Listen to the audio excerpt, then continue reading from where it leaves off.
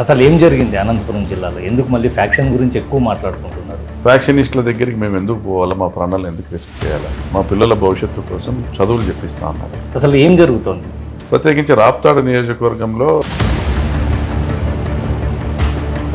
ఇటీవల కాలంలో 2 రోజులు 3 రోజుల క్రితం అనుకుంటా పరిటాల సునీత గారు ప్రెస్ మీట్లో కూడా చెప్పారు. ఆమె పరిటాల సునీత గారి గొంతు కోసి కుట్లేసి ఏమా నొప్పిస్తుంది అని అడిగారు. ఫ్యాక్షన్లో బాధితులు వాళ్ళు సానే కుటుంబం కావచ్చు, లేకపోతే బాగుమతి కుటుంబం కావచ్చు. సానే కుటుంబాన్ని వంశం లేకుండా చేసింది పరిటాల. వీళ్ళని ఎదగనీయకోకుండా ప్రకాష్ రెడ్డి గారు చేస్తున్నారు. ప్రకాష్ రెడ్డి అనేవాడు కోపం చేసుకుంటాడని కానీ ఒకరి మీద దాడి చేస్తాడనేవాడు ఎవరు కూడా ఊహించలేదు కాబట్టి ఈరోజు రాష్ట్రం అంతా చూస్తాం. మీరేమో లింగమయ్య హత్యని ఫ్యాక్షన్ హత్య అంటున్నారు. ఫ్యాక్షన్ హత్య అవునో కాదు తర్వాత పక్కన పెడితే ఒక మనిషిని చంపేటువంటి హక్కు నీకు లేదు, నాకు లేదు, ఎవరికి లేదు. పరిటాల రవికి ఎవరు ఇచ్చినాడు మనుషుల్ని చంపే హక్కు? జగన్ గారికి కూడా ప్రమేయం ఉంది పరిటాల రవి గారి హత్యలో. లీగల్గా యాక్షన్ తీసుకోబోతా ఉన్నాను. నేనే కేసు ఫైల్ చేయబోతా ఉన్నాను. కేసులు బెయిల్ మీకు కొత్త కాదు. జైల్లో బెయిల్ నాకు కొత్త కాదు. గతంలో కూడా నేను జైల్లో చూసిన బెయిల్. కూటమి ప్రభుత్వం మీద మీ అభిప్రాయం స్పష్టంగా? ఈ రాష్ట్ర ఆర్థిక వ్యవస్థను కుదేలు చేసేటువంటి ప్రభుత్వం ఇది. అంటే మీ ఓటమి గారి కారణాలు మీ విశ్లేషణ మేమే. అంటే మీరే మీన్స్ మీ ఎమ్మెల్యేలా లేకపోతే మీ నాయకుల? మా ఎమ్మెల్యేలు, మా కార్యకర్తలు, మా ప్రభుత్వము, మేమందరూ చేసిన మంచి చెప్పుకోవడంలో విఫలము.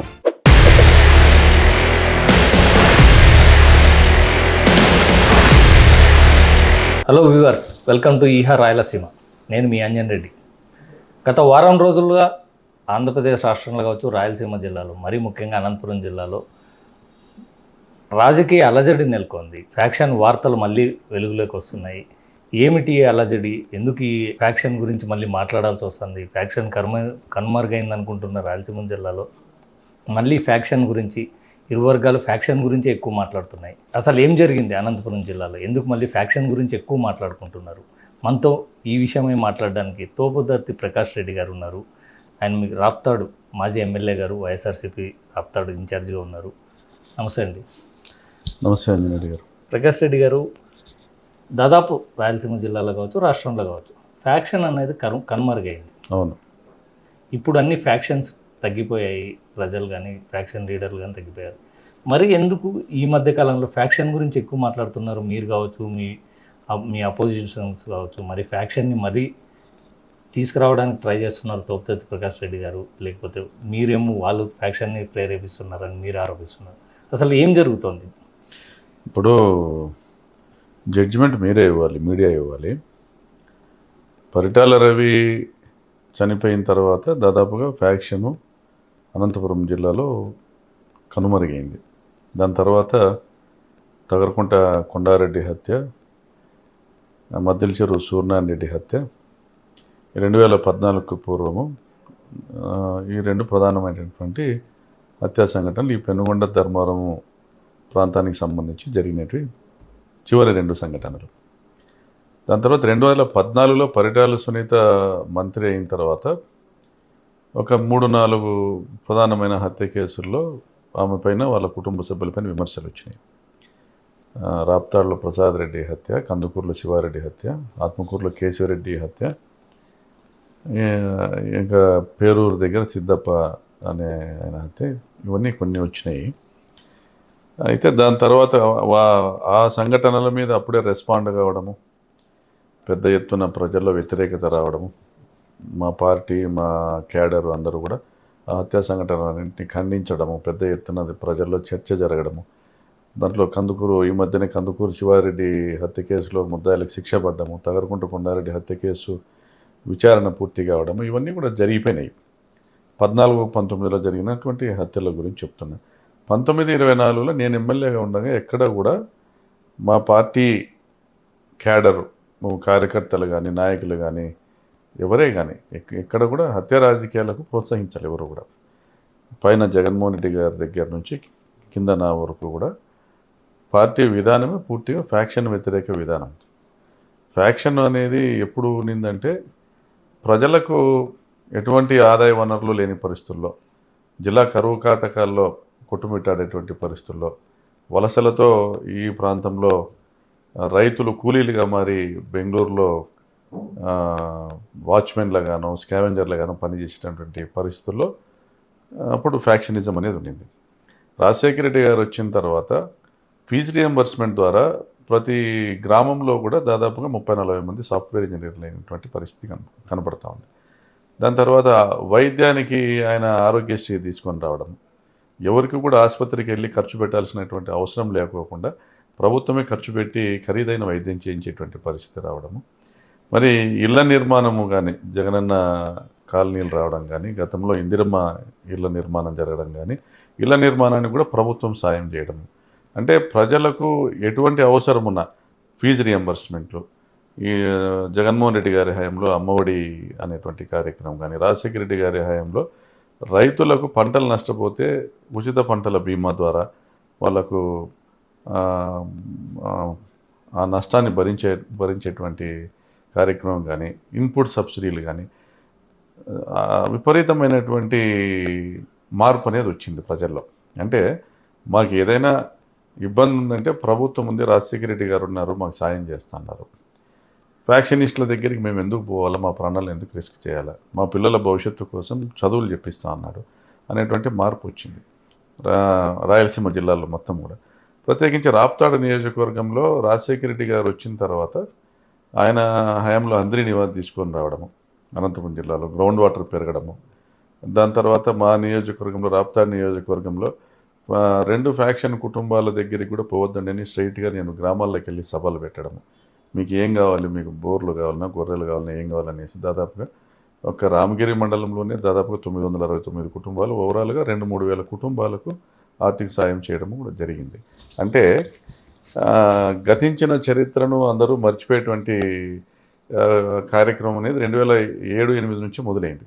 ఎప్పుడు కూడా మేము ఫ్యాక్షన్ సంప్రదాయాన్ని ప్రోత్సహించలే. బాధిత కుటుంబాలకు అండగా నిలబడినాం. ఎవరైతే చనిపోయారో, ఈ హత్యలు కావించబడ్డారో వారి కుటుంబాలకు అండగా నిలబడి లీగల్గా వాళ్ళకి సపోర్ట్ చేసేటువంటి కార్యక్రమం చేసినాం. సో 2019 నుంచి 24 మధ్య గమనిస్తే ఇదే చేశాను తప్ప ఎక్కడే కానీ మా వైపు నుంచి, వైఎస్ఆర్ కాంగ్రెస్ పార్టీ వైపు నుంచి తెలుగుదేశం పార్టీ వాళ్ళపైన దాడులు జరిగినటువంటి పరిస్థితి లేదు. ప్రత్యేకించి కనుముక్కల సానే కుటుంబం కానీ, మధ్యల చెరు గంగుల కుటుంబం కానీ వాళ్ళందరూ కూడా సంపూర్ణంగా నాకు సహకరించడము, అందరూ కూడా ఈ ఫ్యాక్షన్ను వదిలేయాలనేటువంటి ఒక కృతనిశ్చయంతో ఉండడము, అందరూ కూడా మన జగనన్న విధానాలే కరెక్టు, జగన్మోహన్ రెడ్డి గారు ఓర్చుకోరు, క్లియర్గా ఇన్స్ట్రక్షన్స్ ఎస్పీ గారికి ఇచ్చారు. ఏ జిల్లాలో కూడా ఎక్కడ కూడా ఫ్యాక్షన్ అనేది పునరావృతం కాకూడదు అనేది ఒక మెసేజ్. మరి నేను ఎమ్మెల్యే గెలిచిన తర్వాత కూడా ఒక వాయిస్ మెసేజ్ ఇచ్చిన, మనం ఎన్నికల వరకే పార్టీలు, ఎన్నికల తర్వాత అంతా ప్రజలే, మనం అంతా కలిసి ఉండాలి. తెలుగుదేశం పార్టీ వాళ్ళు ఓటమి బాధతో ఎక్కడైనా కూడా వాళ్ళు దాడులు చేసినా కూడా సహించండి, వీలైతే కొంత సమయం ఇచ్చి కలుపుకొని పోయే ప్రయత్నం చేయండి అని నేను ఇచ్చినాను. ఎవరైనా అటువంటి దుశ్చర్యలకు పాల్పడితే పార్టీలు ఇంకోటి చూడడం ఉండదు, పోలీసులు వాళ్ళ పని వాళ్ళు చేసుకుంటూ పోతారనేసి ఇచ్చినాం. సో అది కూడా మా కార్యకర్తల్లో ఆలోచన చేసింది. ప్రభుత్వం వచ్చిన తర్వాత ఒక స్టాండర్డ్స్ మెయింటైన్ చేసేటువంటి విధానాన్ని మనం టేకప్ చేసామనేది మా క్యాడర్ కూడా అర్థమైంది. అప్పటికే రాజశేఖర రెడ్డి గారు ఎంతో మార్పు చేశారు కాబట్టి ఫ్యాక్షన్ అనేది పూర్తిగా నిర్మూలించబడింది. నేను ఓడిపోయిన తర్వాత మళ్ళీ పరిటాల సునీత గెలిచిన తర్వాత గ్రామాల్లో డామినేషన్ విపరీతంగా పెరిగిపోయింది.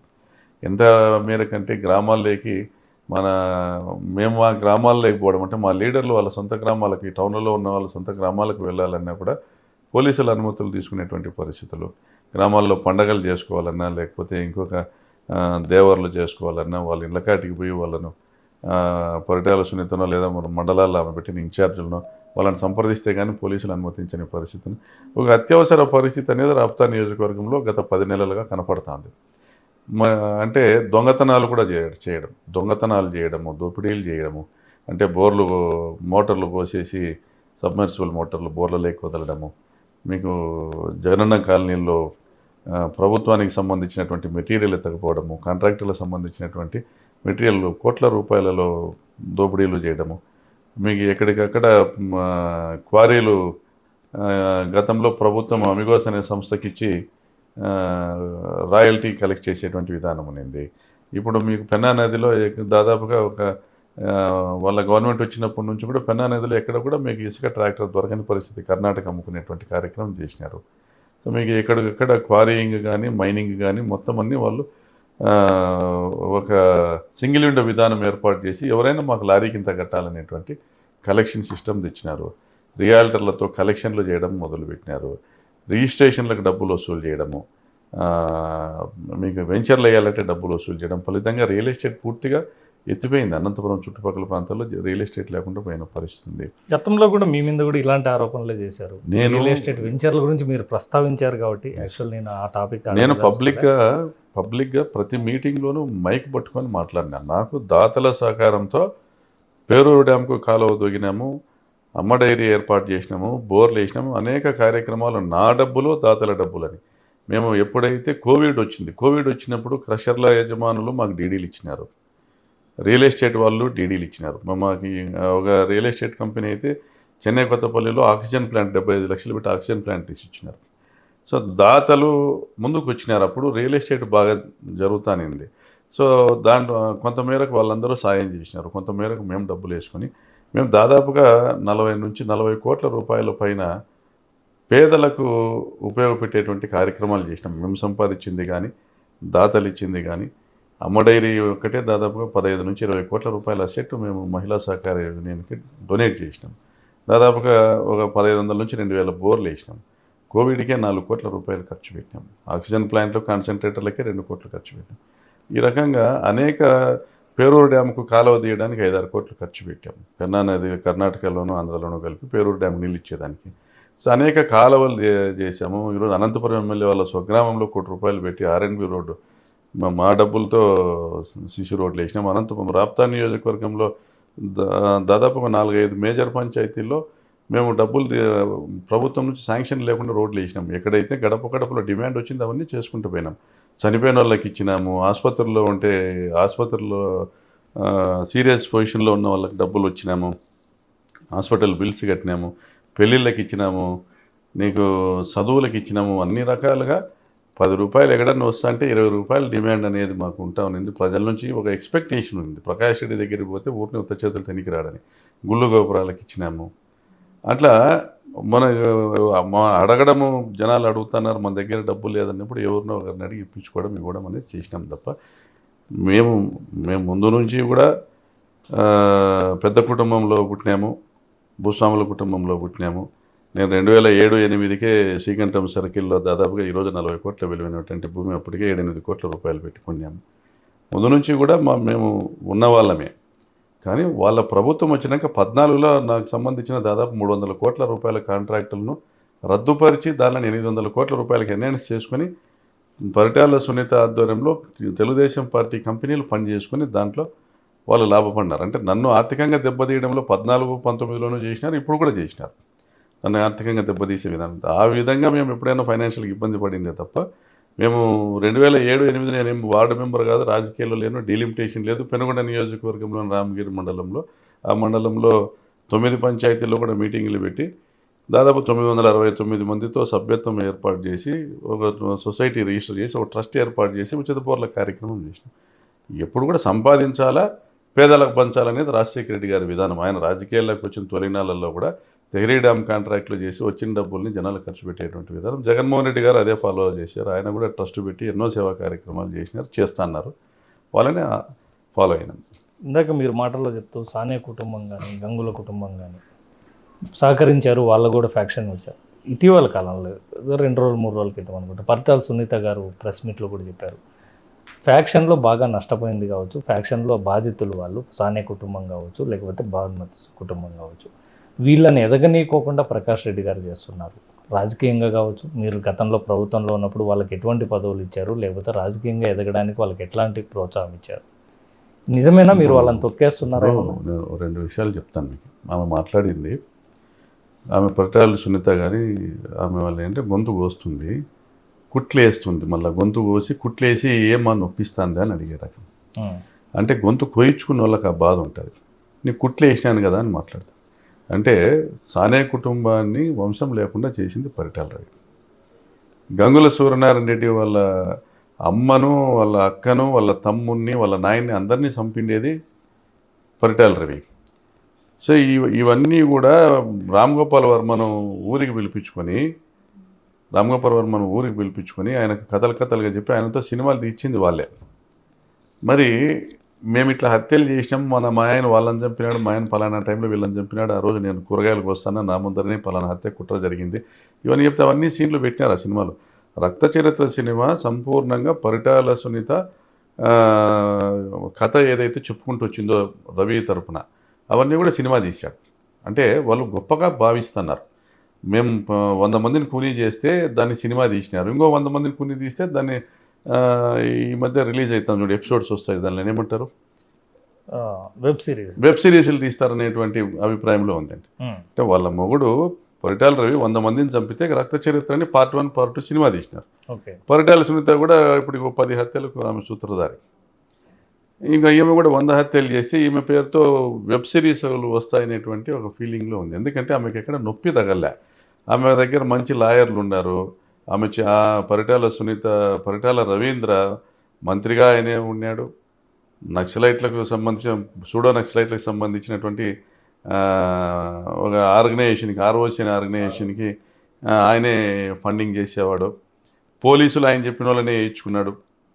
ఆయన చెప్పిన వాళ్ళే ఎస్పీలు, డిఎస్పీలు, సిఐలు, ఎస్ఐలు, లాయర్లు, న్యూస్ పేపర్లు. ఇప్పుడు రాజ్యాంగము ప్రజాస్వామ్యాన్ని నిలబెట్టడానికి ఏర్పాటు చేసినటువంటి 4 వ్యవస్థలు, జ్యుడిషియరీ వాళ్ళే, ఎగ్జిక్యూటివ్ వాళ్ళే, లెజిస్లేటివ్ వాళ్ళే, మీడియా వాళ్ళే, క్రిమినల్స్ వాళ్ళే. ఇంటరాప్షన్ మామూలుగా గవర్నమెంట్లో ఎవరున్నా కూడా, గతంలో మీ గవర్నమెంటే తీసుకుందాం, అంటే మీరు లాయర్లను జడ్జులను మీరు వేయించుకున్నారో లేదో నాకు ఐడియా లేదు, కానీ బేసిక్గా ఒక ఎమ్మెల్యే తనకు అనుకూలంగా ఉన్న పోలీస్ ఆఫీసర్ని తెచ్చుకోవడానికి చాలా ట్రై చేస్తాడు. మండలంలో 100% ప్రయత్నం చేస్తాం, వేయించుకుంటాం, కానీ కూనీలు చేసే కాదు. కూనీలు చేసే కాదు. ఒక మనిషిని చంపేటువంటి హక్కు నీకు లేదు, నాకు లేదు, ఎవరికి లేదు. పరిటాల రవికి ఎవడు ఇచ్చినాడు మనుషుల్ని చంపే హక్కు? యమధర్మరాజుకి ఏమన్నా బ్రాండ్ అంబాసిడర్? తెచ్చుకున్న పోలీస్ ఆఫీసర్సే చంపిస్తున్నారు వాళ్ళే. ఇప్పుడు ఈరోజు నిన్న జరిగిన లింగమయ్య హత్యను మొత్తం టోటల్గా వాళ్ళు తెచ్చుకున్న పోలీస్ ఆఫీసర్ల కనుసనల్లో జరిగిన హత్య, దాన్ని ప్రూవ్ చేస్తాం మేము.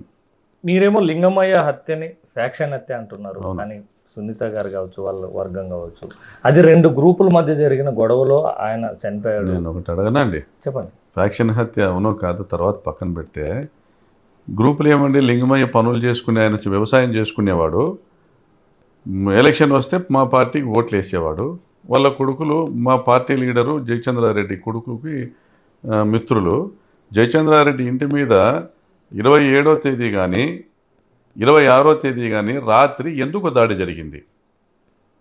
పాపిరెడ్డిపల్లి రాజన్న మనవళ్ళు కొడుకులు పోయి ఎందుకు దాడి చేసినారు? జయచంద్రారెడ్డి భార్యను తిట్టినారు, వాళ్ళ అమ్మని తిట్టినారు, కొడుకును కొట్టబోయినారు, ఇంటి రాళ్ళు వేసినారు, ఇంటి మీదకి ఎందుకు చేసినారు? పొలం గట్ల తగాదాలున్నాయా? ఏదన్నా వీళ్ళ ఇంట్లో వాళ్ళ ఇంట్లో వాళ్ళకి ఏదన్నా పర్సనల్ గ్రడ్జెస్ ఉన్నాయా? ఏం కాదు కదా. కేవలము వైఎస్ఆర్ కాంగ్రెస్ పార్టీ ఎంపీటీసీలు అందరూ ఒక క్యాంపుగా బెంగళూరుకు పోయినారు. ఆ క్యాంపుతో పాటు జయచంద్రారెడ్డి పోయినాడు. జయచంద్రారెడ్డి వాళ్ళతో పాటు పెనుగొండకు వచ్చినాడు. పెనుగొండలో జయచంద్రారెడ్డి వాళ్ళకు కనపడగానే రాత్రి వాళ్ళ ఇంటి మీదకి పోయి, నా కొడకల్లారా మీరు ఉండేది రెడ్డి గారు ఉండేది 2 ఇండ్లు, మీకు అవసరమారా రాజకీయము, చంపితే ఎవర్రా మీకు దిక్కొచ్చేదనే రకంగా తిట్టి బెదిరించినారు. 27 జరిగింది, 26 రాత్రి జరిగింది. 27 జరిగినప్పుడు ఇదే లింగమయ్య కొడుకులు వాళ్ళు పోయి అడ్డుకున్నారు, ఎన్ని రోజులు చేస్తారు మీది దౌర్జన్యం అనేసి. 30వ తేదీ లింగమయ్య కొడుకు మనోహర్ అనే పిల్లోడు చెర్లోపల్లికి పోతాన్నాడు వాళ్ళ బిడ్డను తీసుకొని. పాపిరెడ్డిపల్లి రాజాన్ని ఇంటి ముందర బైక్ మీద నిలబెట్టి బైక్ ఫోన్ వస్తే ఫోన్ మాట్లాడుతా అంటే ఇంట్లో నుంచి వాళ్ళు గొడవ పెట్టుకుంటూ వచ్చినారు, రాయిసేనారు. ఈ పిల్లోడు వెళ్ళిపోయి వెంటనే చెర్లోపల్లి చేరుకొని, నాయన ఇట్లా నా మీద రాళ్ళు వేసినారు జాగ్రత్త అన్నాడు. పండగ పూట ఏం చేస్తారు లేరా అవన్నీ ఎందుకు అనేసి ఇంట్లో దేవుణ్ణి మొక్కుకొని పూజ చేసి భోంచేసి వచ్చి ఇంటి ముందర అరుగు మీద కూర్చున్నాడు. వాళ్ళు వచ్చేసి బేస్బాల్ బ్యాట్తో తల పగలగొట్టినారు. బేస్బాల్ బ్యాట్తో తల పగలగొట్టినారు.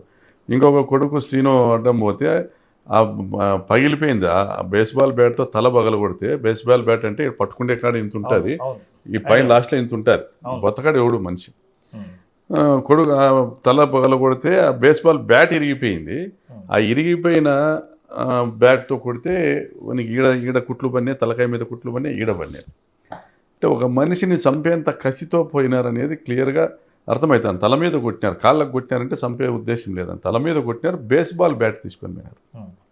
అంటే సంపాలనేటువంటి అంటే వాళ్ళ దురహంకారం ఏంటంటే మా ఊర్లో మా పెత్తనం జరగాల, మా మా ఎత్త ఎమ్మెల్యే, ఈమె పరిటాల సునీత తమ్ముడు అతను రమేష్ కొడుకు, వీళ్ళందరూ మా వాళ్ళ ఎమ్మెల్యేలు, మా మీడియా కానీ సినిమా ఇండస్ట్రీ కానీ ఇంకోరు కానీ పరిటాల రవి అనే ఒక దుర్మార్గుని వానికి పెద్ద చరిత్రను ఆపాదించింది, రక్త చరిత్ర అనే సినిమాతో.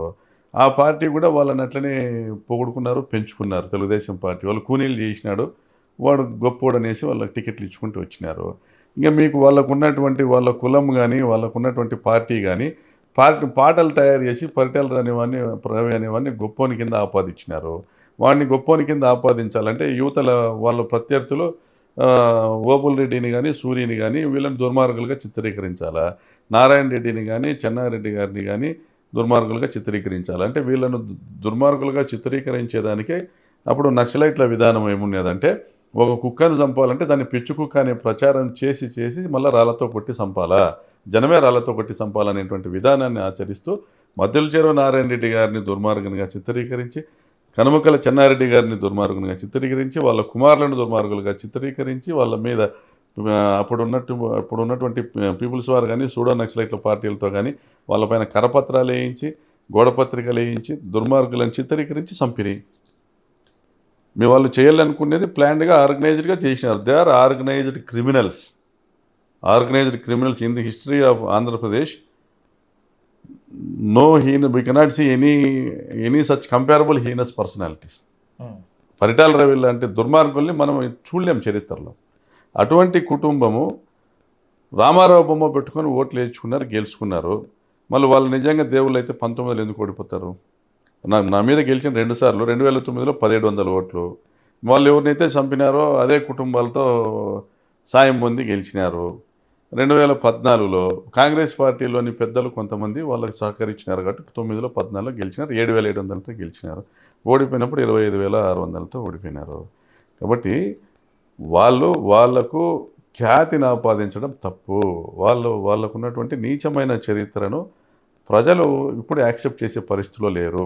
కాబట్టి ఈరోజు ఎందుకు ఆమె గగ్గోలు పెడతా ఉందంటే ఈరోజు ఉన్న సోషల్ మీడియా కానీ మీడియా స్ట్రెంగ్త్ మీకు ఉన్నది ఏబిఎన్, ఈ TV5, ఈటీవీ ఇవన్నీ కూడా వాళ్ళకి సపోర్ట్ చేయొచ్చు కాక, ఈనాడు, జ్యోతి పేపరు ఇవన్నీ కూడా వాళ్ళకి సపోర్ట్ చేయొచ్చు కాక, ఈరోజు సాక్షి పత్రిక మాత్రమే లేదు వాళ్ళ గురించి వాస్తవాలు తెలియజెప్పడానికి. సోషల్ మీడియా ఉంది. సోషల్ మీడియాలో ఇవన్నీ చెక్ చేసుకుంటారు. పబ్లిక్ చదువుకున్నారు, జనాలు అక్షరాస్యత పెరిగింది. రాజశేఖర రెడ్డి గారు తీసుకొచ్చిన ఫీజు రియంబర్స్మెంట్ ప్రభుత్వాలు కొనసాగిస్తున్నాయి. ఎన్లైట్మెంట్ వచ్చింది. ఒకవేళ కులం మత్తులోనూ కులం పిచ్చిలోనూ వాళ్ళకి సపోర్ట్ చేసేవాళ్ళు రాష్ట్రమంతా ఉండొచ్చు, కానీ ఈరోజు ప్రజలు ఎన్లైటెడ్గా ఉన్నారు. వాళ్ళకి ఇవన్నీ ఇన్ని రకాలుగా వీళ్ళు చేశారా అనే దాని మీద వాళ్ళు చెక్ చేసుకుంటున్నారు, గూగుల్లో సెర్చ్ చేసుకుంటున్నారు, మీకు యూట్యూబ్లో చెక్ చేసుకుంటున్నారు. సో అటువంటి వాళ్ళ పైన పోటీ చేసి మేము గెలిచి ఏం చేసినాము, ప్రజలకు సేవ చేసినాం. వాళ్ళ మండలంలోని పేరూరు డ్యామ్కు నేను నీళ్లు తీసుకొచ్చిన మా ముఖ్యమంత్రి సాయంతో, మా జగనన్న సాయంతో. వాళ్ళు ఏం చెప్తారు, పరిటాల రవి కళ పేరూరు డ్యామ్కు నీళ్లు తీసుకొని రావడానికి డైరీలో రాసుకున్నాడు అని చెప్తారు. తప్పుడు కూతలు, నోటికి వచ్చిన తప్పుడు కూతలు. పరిటాల రవి చచ్చిపోయినాక అందరి నివాకాల పనులు మొదలైనవి. ఇప్పుడు 12లో ఫేజ్ 1 నీళ్ళు వచ్చినాయి, 16, 17లో ఫేజ్ 2లో నీళ్ళు వచ్చినాయి. సో అంటే వాళ్ళు ప్రజల్ని మేము ఏం చెప్పినా నమ్ముతారనేటువంటి అభిప్రాయం వాళ్ళకు ఉంది. అంటే అది ఇంకా కూడా ఇంకొకటి ఏదో మా నాయన కళనో మా డైరీలో రాసుకున్నాడనో సో ఏవో ఇట్లాంటివన్నీ చెప్తా. అంటే నేను ఒకటే అడగదలుచుకున్నాను మీ ద్వారా, 150 హత్యలు చేసి ఏ హత్య కేసులోనూ శిక్ష పడకోకుండా ఎలా తప్పించుకున్నారు? అది పరిటాల రవి డైరీలు ఏమన్నా రాసుకున్నాడా? ఆ కిటుకు మాకు కూడా చెప్పండి. కనీసం ప్రజాస్వామ్యాన్ని కాపాడేదానికో, చట్టం సక్రమంగా అమలయ్యేదానికి పోలీసులకు గైడెన్స్ ఇచ్చేదానికో దాన్ని నేను ఉపయోగిస్తామని నేను పరిటాల సునీత గారిని కోరుతా ఉన్నా. మరి ఈరోజు మొన్న జరిగిన సంఘటన విషయానికి వస్తే ఎంపీటీసీలు అనేవాళ్ళు వాళ్ళకు ఉన్నది ఒకటే ఒక ఎంపీటీసీ, నసనకోట ఎంపీటీసీ, మొత్తం 10 మందిలో. రామగిరి ఎంపీటీసీ గారు, ఎంపీపీ గారు చనిపోయినారు. మొత్తం 8 ఉన్నారు వైఎస్ఆర్ పార్టీకి. మరి ఏ ధైర్యంతో వాళ్ళు ఎన్నికల్లో పాల్గొంటున్నారు? ఏ ధైర్యంతో వాళ్ళు ఈ ఎంపీటీసీ ఎన్నికల గురించి మేము ఏదో క్యాంపు పెట్టుకున్నామని ఇంకోటను ఆమె ప్రెస్కు మాట్లాడడం, మీడియాకు మాట్లాడటము, వాళ్ళు క్యాంపులు పెట్టుకుంటున్నారు, అనేసి మాట్లాడు. మేము మా ఎంపీటీసీలు ఒక దగ్గర పోయి అంతా కలిసి ఉండకూడదా?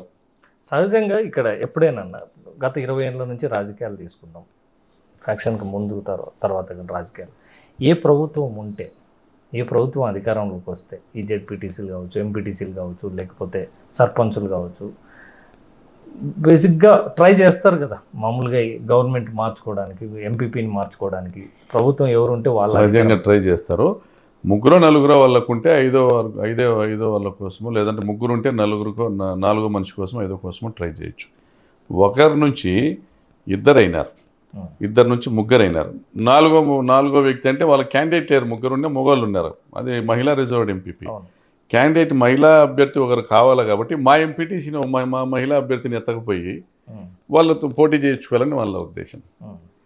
అట్లా భారతీని మా పోలీస్ ప్రొటెక్షన్లో, అందులో ఉన్న హైకోర్టు ఆర్డర్స్ ప్రకారం ఇచ్చినటువంటి పోలీస్ ప్రొటెక్షన్లో ఉన్న భారతి అనే ఒక సభ్యురాల్ని ఎంపీటీసీని పెనుగొండలో మండల్ మేజిస్ట్రేట్ దగ్గర స్టేట్మెంట్ రికార్డ్ చేయించి పంపిస్తామని చెప్పినటువంటి అధికారులు, పోలీస్ అధికారులు మండల్ మేజిస్ట్రేట్ సమక్షంలోనే తెలుగుదేశం పార్టీ వాళ్ళు ఆమెను తోసుకుంటా బండి ఎక్కించుకుంటా పిలుచుకొని పోయినారు. ఆమె ఏడ్చుకుంటా పోయింది.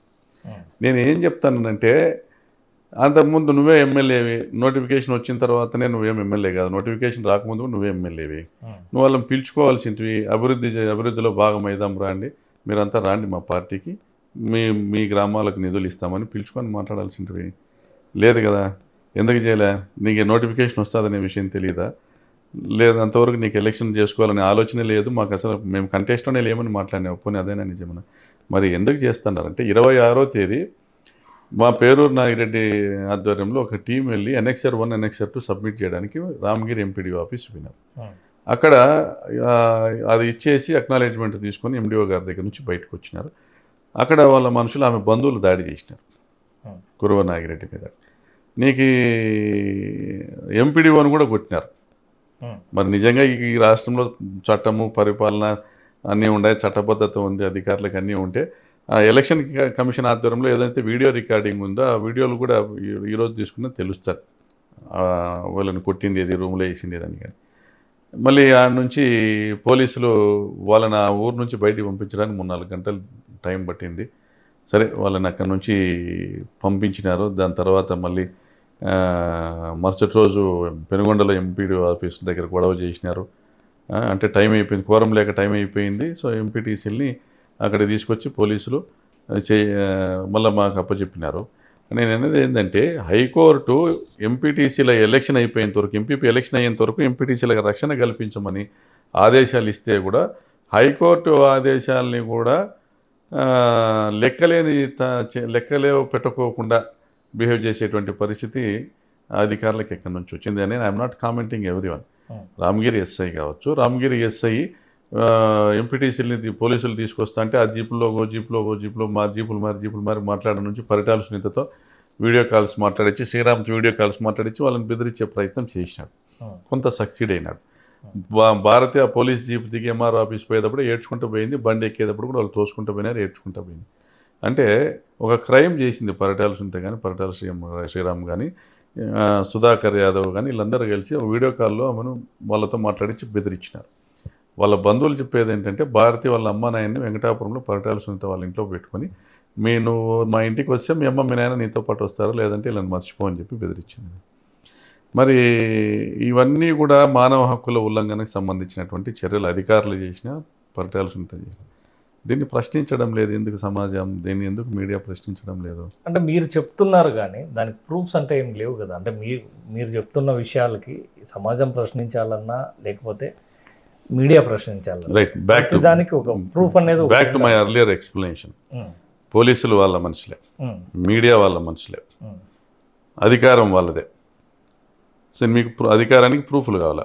మరి గతంలో పరిటాల రవి మంత్రిగా ఉన్నప్పుడు పోతుల సురేష్ ఆధ్వర్యంలో పీపుల్స్ వార్ ROC అనే ప్రైవేట్ సైన్యాన్ని నడిపినప్పుడు, దాదాపుగా అప్పుడు ఉన్నటువంటి కాసిము, శిక్ష ఇలా ఆధ్వర్యంలో, రామ్మోహన్ ఇలా ఆధ్వర్యంలో దాదాపుగా క్రిమినల్ గ్యాంగ్స్ను నడిపినప్పుడు, మరి ఆ రోజు పోలీసులు వాళ్ళే, క్రిమినల్స్ వాళ్ళే, సూడో నక్సల్స్ వాళ్ళే, ప్రభుత్వం వాళ్ళదే అయినప్పుడు 100-150 మందిని చంపి అసలు గుర్తు తెలియని శవాలుగానో, దొరకని శవాలుగానో మిగిలిపోయిన వాళ్ళవి ఇవన్నీ కూడా ఏ ఒక్క కేసులో కూడా ఇవన్నీ కేసులు నమోదైనా ఏ ఒక్క కేసులో కూడా శిక్షలు రాకోకుండా బయటికి రాగలిగినారంటే జ్యుడిషియరీ కూడా వాళ్ళదేననేసి నేను చేస్తున్న ఆరోపణ. కానీ సో మరి ఇటువంటి ఒక దుర్మార్గమైనటువంటి ఒక ఆటవిక రాజ్యాన్ని పరిటాల రవి నడిపినాడు. ఆ ఆటవిక రాజ్యం మళ్ళీ రాకూడదనే మొన్న పెనుగొండలో తిరగబడినాం. ఈరోజు ఒక ఎంపీటీసీకి మా కళ్ళ ముందరే మండల మేజిస్ట్రేట్ ఎంఆర్ఓ సమక్షం నుంచి ఆమెను ఎత్తుకొని పోతా, పోలీసుల సహకారంతో ఆమెను ఎత్తుకొని పోతా అంటే చేష్టలుడికి మేము నిలబడితే మళ్ళీ అదే ఆటవిక రాజ్యానికి మనం బీజం వేసిన వాళ్ళు అవుతాము. మీది కూడా ఒక వీడియో బాగా సర్క్యులేట్ అయింది. మీరు చేష్టలుడు ఊరికనే ఏం లేరు, మీరు కూడా ఆవేశంగా అధికారుల మీదకి కానీ అదే చెప్తున్నా. మనం చేష్టలు ఉడిగినట్లు, మనం నిమ్మకు నీరెత్తినట్లు వాళ్ళ కార్యక్రమం వాళ్ళ దుర్మార్గాన్ని చేసుకొని ఇచ్చి ఉంటే ఆటవిక రాజ్యం వస్తుంది అనే ఒక భయంతో ఈ జిల్లా మీద, ఈ ప్రాంతం మీద, ఈ ప్రాంత ప్రజల మీద నాకున్న బాధ్యత వల్ల నేను ఆ రోజు తప్పనిసరి పరిస్థితుల్లో నేను గతంలో ఎన్నడూ లేని విధంగా నా పరిమితులు దాటి నేను ఆ రోజు ఎంఆర్ఓ ఆఫీసులోకి తెలుగుదేశం పార్టీ వాళ్ళు పోయి ఎంఆర్ఓ సమక్షంలో వాళ్ళని బెదిరిస్తుంటే వాళ్ళ మీద చర్యలు తీసుకోవాలని నేను పోయినా. నాకు ఎందుకంటే ఆ రోజు బయట ఎంఆర్ఓ ఆఫీస్ బయట ఒక డిఎస్పీను ఒక ఎస్ఐ ఉన్నాడు. నేను తెలుగుదేశం పార్టీ వాళ్ళని తిట్టుకుంటూ పోయినా. నేను గట్టిగా అరుచుకుంటూ పోయేటానికి మిగిలిన పోలీసులు అంతా వచ్చి నన్ను అడ్డుకున్నారు. ఎంఆర్ఓ ఆఫీస్లోకి పోనీలే. కానీ వీడియోలో చూస్తే అలా కనిపించట్లేదన్న. మీ కార్ ఏదైతే ఉందో స్పీడ్గా పోతుంది, ఒక దగ్గర ఆగింది, మీరు ఆవేశంగా దిగినాం, దూసుకెళ్ళి. అవును, నేను ఆవేశంగా దిగి వెళ్ళింది ఎంఆర్ఓ ఆఫీస్ వైపుకే కదా. మీరు అప్పుడు ఆ వీడియోలో చూస్తే ఎంఆర్ఓ ఆఫీస్ బయట బేసిక్గా ఒక ఆవేశంగా వెళ్తుంటే పెనుగొండ డిఎస్పీ గారు ఇంకొక ఎస్ఐ గారు ఇద్దరు ఉన్నారు. నేను అక్కడికి పోయేటప్పటికి నెక్స్ట్ క్లిప్పింగ్ మీకు ఏం కనపడుతుంది, పోలీసులంతా నన్ను చుట్టుముట్టినట్లు కనపడుతుంది. అంతేగాని ఎంఆర్ఓ ఆఫీస్లో మా ఎంపీటీసీని బెదిరిస్తానటువంటి తెలుగుదేశం పార్టీ వాళ్ళకి వీళ్ళంతా రక్షణగా నిలబడినారా? నేను నన్ను లోపల పోనివ్వండి నేను అడుగుతున్నా. మీరు ఏం చేస్తున్నారు ఇక్కడ? కోర్టు ప్రొటెక్షన్ ఇస్తే కూడా తెలుగుదేశం పార్టీ వాళ్ళను గూండాల్ని, అంతకుముందు నాగిరెడ్డి మీద వాళ్ళ అదర్స్ మీద దాడి చేసినటువంటి గూండాలే మళ్ళీ ఈరోజు రామగిరి ఎస్ఐ వెహికల్లోనే వచ్చి వాళ్ళని బెదిరించేటువంటి కార్యక్రమం లోపల జరుగుతుంటే మండల మేజిస్ట్రేట్ ఎందుకు, హైకోర్టు ఆర్డర్ ఎందుకు, పోలీస్ బట్టలు ఎందుకు, కాకి బట్టలు ఎందుకు, పోలీసులు ఎందుకు? ఏం వ్యవస్థ ఉంది?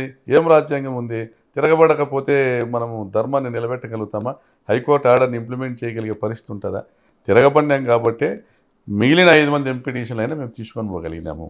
దాని మీద వాళ్ళు కేసు పెట్టారు. మేము ఏదో కర్తవ్య నిర్వహణలో ఉన్నటువంటి అధికారులను, ప్రభుత్వ అధికారులను దూషించినట్లుగాను, మరియు అక్కడ ఉన్నటువంటి సెక్షన్ 30 యాక్ట్ను ఉల్లంఘించినట్లుగాను ఒక కేసు బుక్ చేసినారు.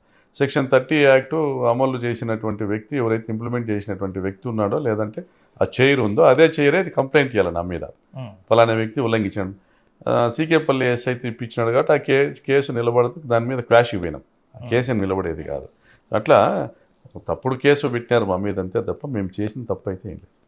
నిన్న మీరు పార్టీ మీటింగ్ పెట్టుకున్నారు. మీ అధినేత రాక సందర్భంగా ఒక మీటింగ్లో మీరు ఒక వ్యాఖ్య చేశారు. కేసులు బెయిల్లు కొత్త కాదు నాకు అని. అంటే మీరు కేసులు బెయిల్లు మీకు కొత్త కాదు, కార్యకర్తలను కూడా అదే వేలో అదే పంతాల్లో నడవమని చెప్తున్నారా? కేసులకి బెయిళ్ళకి భయపడకండి, దాడులు చేయండి అని ఏమన్నా చెప్పబోతున్నారా? నేను దాడులు చేయమని చెప్పట్లేదు. అంటే దాన్ని ఇంటర్నల్ మీనింగ్, కేసులు పెడతారు వాళ్ళు, మీరు భయపడకండి, కేసులు బెయిల్ కామన్ అనే మీరు ఇంటర్ప్రిటేషన్ ఎట్లయినా చేసుకోవచ్చు, ఎలాగైనా అన్వయించుకోవచ్చు. నేను చెప్పిన ఉద్దేశము, నేను చెప్పిన విధానము ఏంటంటే, జైల్లో బెయిల్ నాకు కొత్త కాదు. గతంలో కూడా నేను జైల్లో చూసిన, బెయిల్లో చూసిన. ఆ రోజుల్లో మేము పరిటాల రవి ఆగడాల మీద తిరగబడ్డాం. తర్వాత కాలక్రమేణా అన్నీ కూడా చక్కదిద్దుకున్నాం. మేము ప్రజలకు సేవ చేసేటువంటి ఒక మార్గంలోనే మేము ఉండాలా, ప్రజలు మమ్మల్ని ప్రేమించే విధంగా చేసుకోవాలని మాకు జగన్మోహన్ రెడ్డి గారు కానీ రాజశేఖర రెడ్డి గారు ఏదైతే సూచన చేస్తూ వచ్చినారో అదే సూచనతోనే మేము ఇప్పటివరకు కూడా ప్రకాష్ రెడ్డి అనేవాడు కోపం చేసుకుంటాడని కానీ, ఒకరి మీద దాడి చేస్తాడనేవాడు ఎవరు కూడా ఊహించలేదు కాబట్టి ఈరోజు రాష్ట్రం అంతా చూస్తాను. సో అటువంటి పద్ధతిలోనే పోయినాం. ప్రేమ మార్గంగా, సేవనే ఒక విధానంగా మేము బతికినాం ఇంతవరకు. కానీ నా కళ్ళ ముందరే దుర్మార్గం జరుగుతుంటే నేను వెనక్కి తిరుక్కోవాల్సి వచ్చింది, వెనక్కి తిరగబడినా. ఇప్పుడు కూడా చెప్తానేది ఏంటంటే, లింగమయ్య హత్య జరిగింది. హంతకుల కుటుంబంలో ఎవరైతే హంతకులు సంఘటనలో పాల్గొన్న వాళ్ళు ఇద్దరు ముగ్గురు ఎవరైతే ఆ కేసులో పెట్టలేదో పోలీసు వాళ్ళకు 5 మంది పేర్లు ఇచ్చినారు వాళ్ళ కుటుంబ సభ్యులు. ఒక కొడుకు అయితే మీడియాలో 3 పేర్లు చెప్పినాడు, వీళ్ళు 3 ఉన్నారన్నాడు. 2 పేర్లే పెట్టినారు. ఎవరినైతే కేసులో పెట్టుకోకుండా పోలీసులు తప్పించినారో వాళ్ళు మాట్లాడుతుండే మాటలు ఏంటంటే, ఇంకా 2 చంపుతా మీ ఊర్లో పాపిరెడ్డిపల్లిలో అని మాట్లాడుతున్నారు. మాకు వచ్చి వాళ్ళు చెప్తున్నారు. మేము మా దగ్గర గ్రామస్తులు వచ్చి మాకు చెప్తా అన్నప్పుడు మేము పోయి కట్లు తీసుకొని వాళ్ళ కాపలా కాయాలనా? లేదు కదా.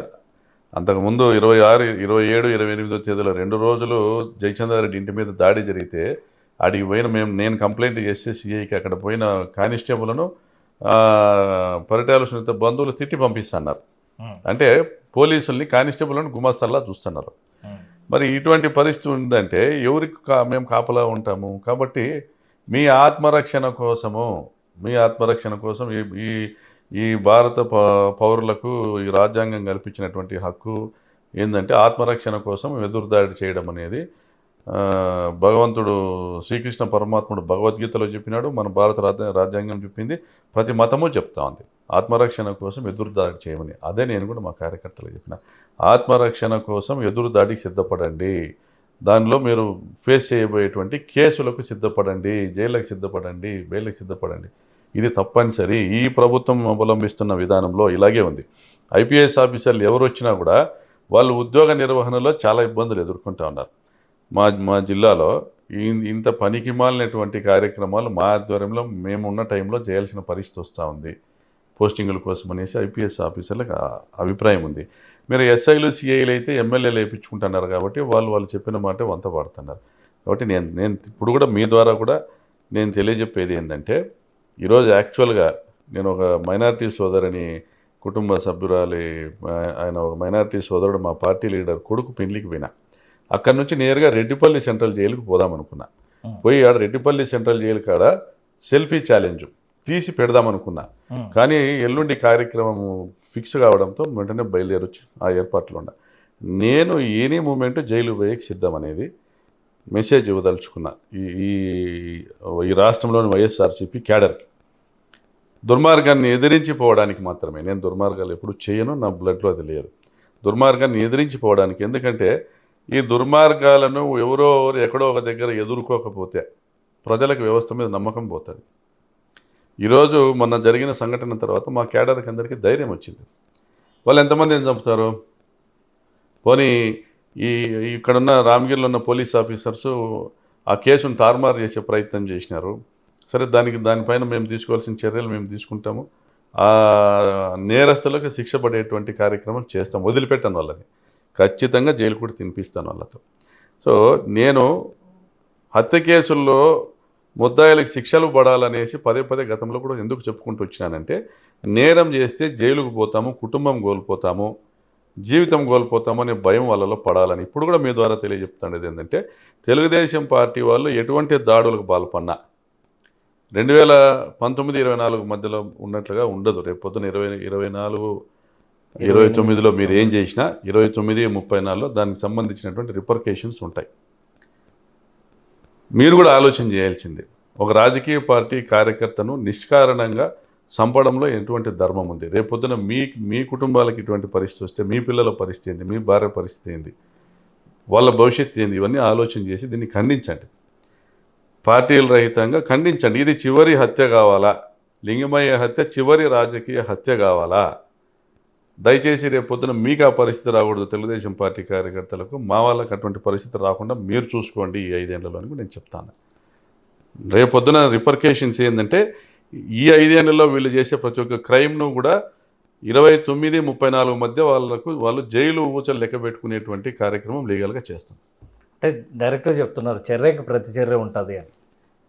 చట్టబద్ధంగా, రాజ్యాంగపరంగా సిఆర్పిసి, ఐపీసీ, బిఎన్ఎస్ ఇవన్నీ ఏవైతే మనకు కోడ్స్ ఉన్నాయో, మనకి ఏదైతే రాజ్యాంగం కల్పించినటువంటి భద్రత ఉందో, రైట్ టు లివ్ అనేటువంటి ఒక భద్రత ఉందో, దాన్ని అధిగమించినప్పుడు, దాన్ని ఓవర్లుక్ చేసినప్పుడు వ్యవస్థలు కావచ్చు, లేకుంటే వ్యక్తులు కావచ్చు, దాన్ని ఓవర్లుక్ చేసి ప్రజల హక్కులను హరించి ప్రజల మాన ప్రాణాలను దోచుకున్నప్పుడు తిరగబడేటువంటి ఒక కార్యక్రమం ఈ 5 సంవత్సరాల్లో చేస్తూ ప్రజల మాన ప్రాణాలు కాపాడేదానికి 29-34 మధ్యలో ఈ క్రైమ్ చేసిన ప్రతి ఒక్కరిని కూడా వాళ్ళ కేసులు విచారణకు వచ్చేటట్లు చూసి సాక్ష్యాలు చెప్పించేటట్లు చూసి జైల్లోకి పంపిస్తాము అనేది స్పష్టంగా చెప్తాను.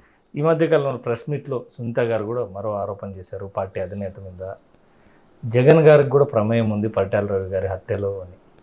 లీగల్గా యాక్షన్ తీసుకోబోతా ఉన్నాం. నేనే కేసు ఫైల్ చేయబోతా ఉన్నాను.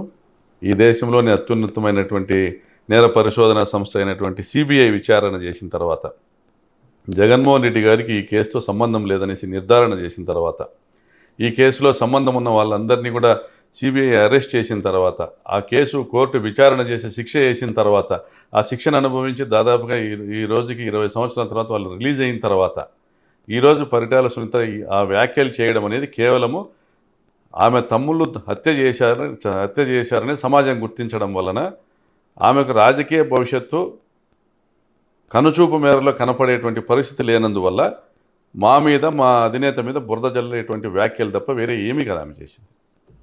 రేపు ఎల్లుండి జగన్మోహన్ రెడ్డి గారు రాబోతున్నారు పరామర్శించడానికి. ఈ పరామర్శతో అన్న ఈ వేడి చల్లారుతుంది అనుకోవచ్చా?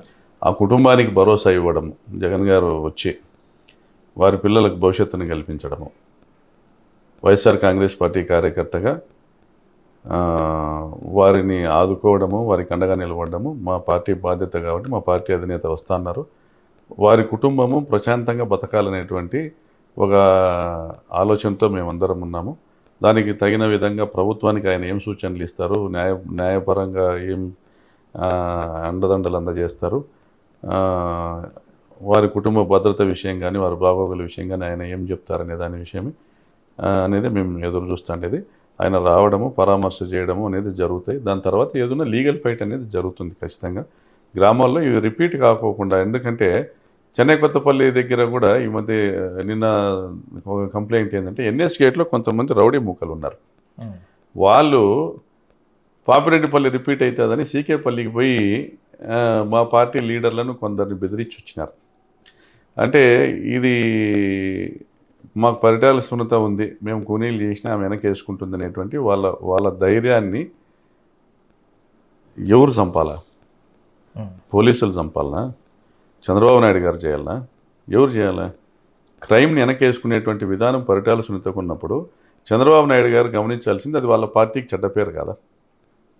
ఇది ఆటవిక రాజ్యం కాదు కదా. పరిటాల రవి బతికినప్పుడు ఆటవిక రాజ్యం అయితే కాదు, ఆధునిక యుగము. ఆయన ఏమో ఆర్టిఫిషియల్ ఇంటెలిజెన్స్ అంటారు, ఇన్ఫర్మేషన్ టెక్నాలజీ అంటారు. ఏమో ఇక్కడ చూస్తే నీకు దొరికినట్లు సంపండి అని చెప్తాంది ఆమె. మీరు గమనిస్తే ఆమె ఎన్నికల ప్రచారంలో ఏ గ్రామానికి పోయినా మీరు పగ తీర్చుకోండి నేనున్నా, ఆమె చెప్పింది మీరు పగ తీర్చుకోండి, తెలుగుదేశం పార్టీ కార్యకర్తలు నేను చెప్తాను, నేనే ఎమ్మెల్యే అవుతా, నేనే మంత్రి అవుతా, చంద్రబాబు నాయుడు సీఎం అవుతాడు, మీరు పగ తీర్చుకోండి, వైఎస్ఆర్ వాళ్ళని మీరు ఏం చేస్తారో చేయండి, కేసులు నేను చూసుకుంటాను. ఆమె మాట్లాడిన ఆడియోస్ ఉన్నాయి, వీడియోస్ ఉన్నాయి. సో ఆ విధంగా గ్రామాల్లో రెచ్చగొట్టి వాళ్ళ క్యాడర్ని ఆమె నేను లీడర్ అనిపించుకునే ప్రయత్నం చేసింది. తప్పది. నువ్వు ఏం చేసినావు? నీ భర్త వల్ల చనిపోయిన కుటుంబాలను వీధుల పాలు చేసినారు, నీ భర్త కోసం చనిపోయిన కుటుంబాలను వీధుల పాలు చేసినారు, నీ భర్త కోసం కూనీలు చేసిన వాళ్ళని మీరే చంపించినారు. మళ్ళీ పోలీసుల ఎన్కౌంటర్లు కానీ హత్యలు కానీ పరిటాల రవి రాజకీయాల్లోకి వచ్చిన పొద్దు నుంచి అతను చచ్చిపోయేంత వరకు 200 నుంచి 300 వరకు జరిగినాయి. ఎవరైతే ఎదురు తిరిగినాడో వాళ్ళని ఎన్కౌంటర్ చేయించినారు, ఎవరైతే రాజకీయంగా అడ్డం ఉన్నారో వాళ్ళని హత్యలు చేయించినారు. వీళ్ళు ఏవైతే ఆర్గనైజేషన్స్ ప్రైవేటు సైన్యాలు ఏర్పాటు చేసుకున్నారో పీపుల్స్ వార్ ఆర్ఓసి అని, మళ్ళీ ఆర్ఓసిలో 2-3 పేర్లు పెట్టేసి ఆదళం ఇద్దలమని వాళ్ళందరినీ వీళ్ళే చంపించినారు వాళ్ళు ఎదురు తిరిగాలకి. ఎందుకంటే వాళ్ళందరి భావన ఏంటంటే, చచ్చిపోయిన వాళ్ళ భావన అంతా ఏంటంటే, పరిటాల రవి కోటీశ్వరుడు అవుతున్నాడు, 100 కోట్లు సంపాదించుకుంటున్నాడు, హైదరాబాద్ నుంచి అనంతపురం వరకు ఆస్తులు సంపాదించుకుంటున్నాడు, మంత్రి అయినాడు, మేమందరూ కూనీలు చేస్తే దానివల్ల పరిటాల రవి లాభం పొందుతున్నాడు, వాళ్ళు కూనీలు చేసేవాళ్ళు కూనీలు చేసినారు. పోతుల సురేష్ స్టేట్మెంట్ ఇచ్చినాడు మేమే చంపినామని. పరిటాల రవి మీద కేసులు లేవు. మరి కేసులు మీదికి రానప్పుడు నేను వ్యాఖ్యానం చేయొచ్చునో లేదో కానీ ఆడమగ కానోళ్ళు కూడా కూనీలు చేస్తారు. కేసులు మీదికి రావంటే మా కడప జిల్లాలో వాడే భాష ఏంటంటే గాండుగాళ్ళు కూడా చంపుతారు. కేసులు మీ మీదకి రాదరా మీరు క్రైమ్ చేయండి అంటే గాండుగాళ్ళు కూడా చంపుతారు. అదే పని పరిటాల రవి చేసినాడు. పెద్ద ఆరోపణ. ఫ్యాక్ట్ జరిగింది అది. ఇన్ని హత్యలు జరిగినాయి, కేసులు ఎన్ని పరిటాల రవి మీద ఎన్ని కేసులు వచ్చినాయి? ఒక 5-6 వచ్చినాయి. మిగిలినవి ఆ లోకల్గా ఎవరినో ఒకరు నలుగురిని హాజరు పెట్టడము, వాళ్ళు ఒప్పుకోవడము, మేమే చేసినామని చెప్పడం, కోర్టులో హాజరు పెట్టడం. ఇప్పుడు క్రైమ్ జరిగిన సంవత్సరం 2 ఏళ్ళకి నాకు తెలిసి ఓబులెడ్డి హత్య కేసులో కూడా ఈ ఈ నిన్న లంగిమయ్య హత్యలో ముద్దాయిలకు సంబంధించి వాళ్ళ కుటుంబ సభ్యులు ఎవరో ఒకరు పాల్గొన్నట్లుగా కూడా సమాచారం ఉంది. అర్థమైందా? ఇది వాళ్ళ చరిత్ర. అన్న మీ మీద కూడా ఒక ప్రధాన ఆరోపణ చేశారు ఈ ప్రెస్ మీట్లో కానీ శ్రీరామ్ గారు కానీ, ఎలక్షన్ అయిపోయిన తర్వాత దాదాపు 6 నెలల పాటు ప్రకాష్ రెడ్డి ఎక్కడా కనపడలేదు. కనపడలే. కార్యకర్తలు బాగోగులు ఏం పట్టించుకోలేదు, ఇప్పుడు వచ్చి హడావిడి చేస్తున్నాడు అనేది. ఇప్పుడు 6 నెలల పాటు నేను చాలా ఆర్థిక ఇబ్బందుల్లో ఉండి, నేను అప్పులో ఇబ్బందులు ఉండే, నేను అనంతపురం వచ్చేళ్ళకి కార్యకర్తలు ఇంకొకరు గుడికో గోపురానికో ఆర్థికంగా ఇబ్బందులు ఉండేవాళ్ళు, ఆసుపత్రి ఖర్చులకు ఇంకొకరికి నాకు నెలకు 20-30 లక్షలు ఖర్చు వస్తుంది. ఏమీ లేకుండా నార్మల్ ఖర్చు 20-30 వేలు కూడా ఖర్చు పెట్టలేని పరిస్థితుల్లో నేను హైదరాబాద్లో ఉండి నేను ఒక లోను శాంక్షన్ చేయించుకొని అప్పులు కట్టుకొని అనంతపురం వచ్చిన.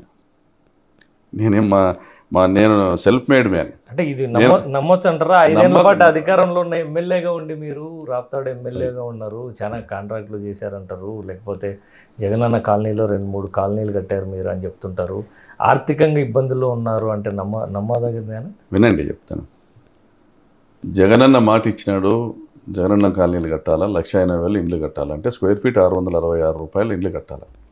ఈరోజు చంద్రబాబు నాయుడు 10,000 రూపాయలు ఒక స్క్వేర్ ఫీట్కి 10,000 రూపాయలతో పనులు ఇచ్చాడు అమరావతిలో. గవర్నమెంట్ రేటు ప్రకారం 3,000 నుంచి 3,500 రూపాయలు స్క్వేర్ ఫీట్కి బిల్డింగ్ కాంట్రాక్ట్స్ చేస్తున్నారు. 666 రూపాయలు ప్రభుత్వం స్టీలు, సిమెంటు, శాండ్ ఇస్తుంది కాబట్టి పెట్టుబడి పెట్టేది అవసరం ఉండదు కాబట్టి, మనం చేసేది లేబర్ కాంట్రాక్టే కాబట్టి, బేల్దార్ పనే కాబట్టి, లేబర్ కాంట్రాక్టర్లందరినీ మొబిలైజ్ చేసి రాష్ట్ర ప్రభుత్వానికి అప్పచెప్పి వాళ్ళ ద్వారా జగనన్న కాలనీలో కార్యరూపం దాల్చే విధంగా కృషి చేసినాము, సక్సీడ్ అయినాము, అవుతా ఉన్నాం. చంద్రబాబు గారు కూడా అవే ఫాలో అయినారు.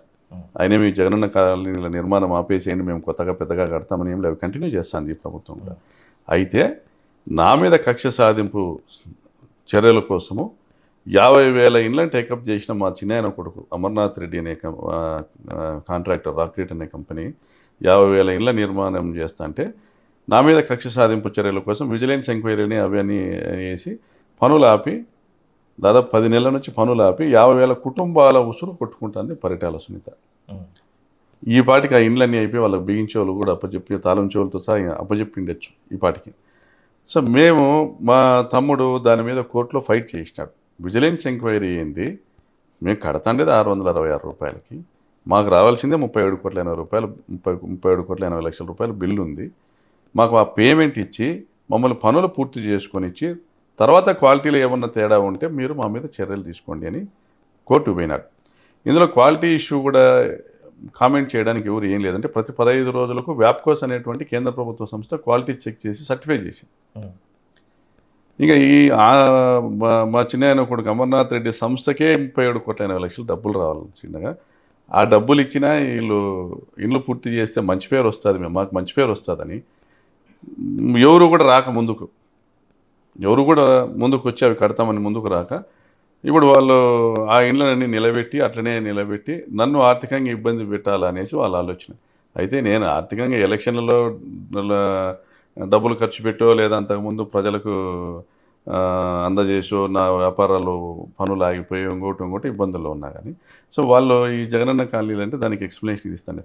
వాళ్ళ ఉద్దేశం ఏంటంటే ప్రకాష్ రెడ్డిని ఇబ్బంది పెట్టాలంటే 50,000 మంది నష్టపోయినా పర్వాలేదు అంటే, వాళ్ళు ఎంత దుర్మార్గంగా ఆలోచన చేస్తారు. సో ఇది వాళ్ళ నైజం. అంతకు మించి దీంట్లో పెద్దగా జగనన్న కాలనీలో నేను సంపాదించింది కానీ పోగొట్టుకున్నదే నేను తెలియదు. అన్న 10 నెలలు అయింది కూటమి ప్రభుత్వం వచ్చింది. ఈ కూటమి ప్రభుత్వం మీద మీ అభిప్రాయం స్పష్టంగా? కూటమి ప్రభుత్వము పెద్ద కూటమిలా తయారైందండి. కూటమి ప్రభుత్వం అనేది నిజంగా ప్రజలకు ప్రతి నెల వాళ్ళకి చేతికి అందేటువంటి డబ్బుల్ని ఆపేసింది. జగనన్న హయాంలో ప్రతి నెల ఏదో ఒక పథకం ద్వారా పేదలకు డబ్బులు అందేటి. ఈరోజు ఆ మనీ సర్క్యులేషన్ లేదు, వాళ్ళ ఖాతాల్లోకి డబ్బులు పోవడంలే. ఆ మనీ సర్క్యులేషన్ లేక చిన్న చిన్న టీ కొట్లు కానీ, కిరాణా కొట్లు కానీ, చిన్న చిన్న వ్యాపారస్తులు కానీ వాళ్ళందరికీ వ్యాపారాలు పడిపోయినాయి. సో వాళ్ళందరూ కూడా హోల్సేల్ వ్యాపారస్తుల నుంచి తీసుకొచ్చేటువంటి ఆ, సరుకులు కానీ ఇవన్నీ కూడా అవి కూడా తెచ్చుకోలేకపోతా ఉన్నారు, అంగళ్ళు మూసేస్తున్నారు. కాబట్టి హోల్సేల్ దుకాణాలు పెద్ద పెద్ద ఆ, షాపులకు కూడా వ్యాపారాలు తగ్గిపోయినాయి. అంటే ప్రొడక్షన్ చేసే వాళ్ళకు కూడా వ్యాపారాలు తగ్గిపోయినాయి. ఓవరాల్గా జిఎస్టీ రెవెన్యూ కూడా పడిపోయింది రాష్ట్రానికి. ఈ రాష్ట్ర ఆర్థిక వ్యవస్థను కుదేలు చేసేటువంటి ప్రభుత్వం ఇది. నెంబర్ 2, చంద్రబాబు నాయుడు గతంలో అధికారంలో ఉన్నప్పుడు కూడా కొంతమంది వద్దకే డబ్బు చేరింది, అది నల్లధనంగా మారింది. చంద్రబాబు నాయుడు గారికి సంబంధించిన షెల్ కంపెనీస్కి కొన్ని వేల కోట్ల రూపాయలు కొన్ని కాంట్రాక్ట్ సంస్థల నుంచి బదలాయించబడినాయని ఒక కేసు కూడా ఆయన మీద నమోదైంది. సో అది సేమ్ రిపీట్ అవుతుంది. ఇప్పుడు అమరావతిలో దాదాపు 60,000 కోట్ల రూపాయల పనులకు టెండర్లు పిలిచినారు. 6 సంస్థలకే మంచికి 10,000 కోట్ల రూపాయలు అప్పచెప్పినారు. మరి ఈరోజు వాళ్ళ ఆ 6 సంస్థలకే 10,000, ఒక్కొక్కరికి 10,000 కోట్ల రూపాయలు అంటే 60,000 కోట్ల రూపాయలు అప్పచెప్పినారు. అంటే తస్మదీయులకు తమ వాళ్ళకు మాత్రం చూసుకున్నారు. అందులోనే ఇబ్బడి ముబ్బడిగా కిలోమీటరు హైవే వేయడానికి, రోడ్ వేయడానికి 53 కోట్ల, నీకు 15 కోట్లతో 6 లేన్ రోడ్ వేస్తారు. ఓకే, 53 కోట్ల. నీకు ఎటువంటి బెంగళూరులో కానీ ఎక్కడైనా ఎటువంటి హైఫై కన్స్ట్రక్షన్ చేసినా కూడా 4-5 వేల రూపాయలు స్క్వేర్ ఫీట్ పెడితే బ్రహ్మాండమైన ఇంద్రభవనాలు కట్టచ్చు. నార్మల్గా బేసిక్ కన్స్ట్రక్షన్ 2,000 రూపాయలు, 2,500 రూపాయలకి అయిపోతుంది.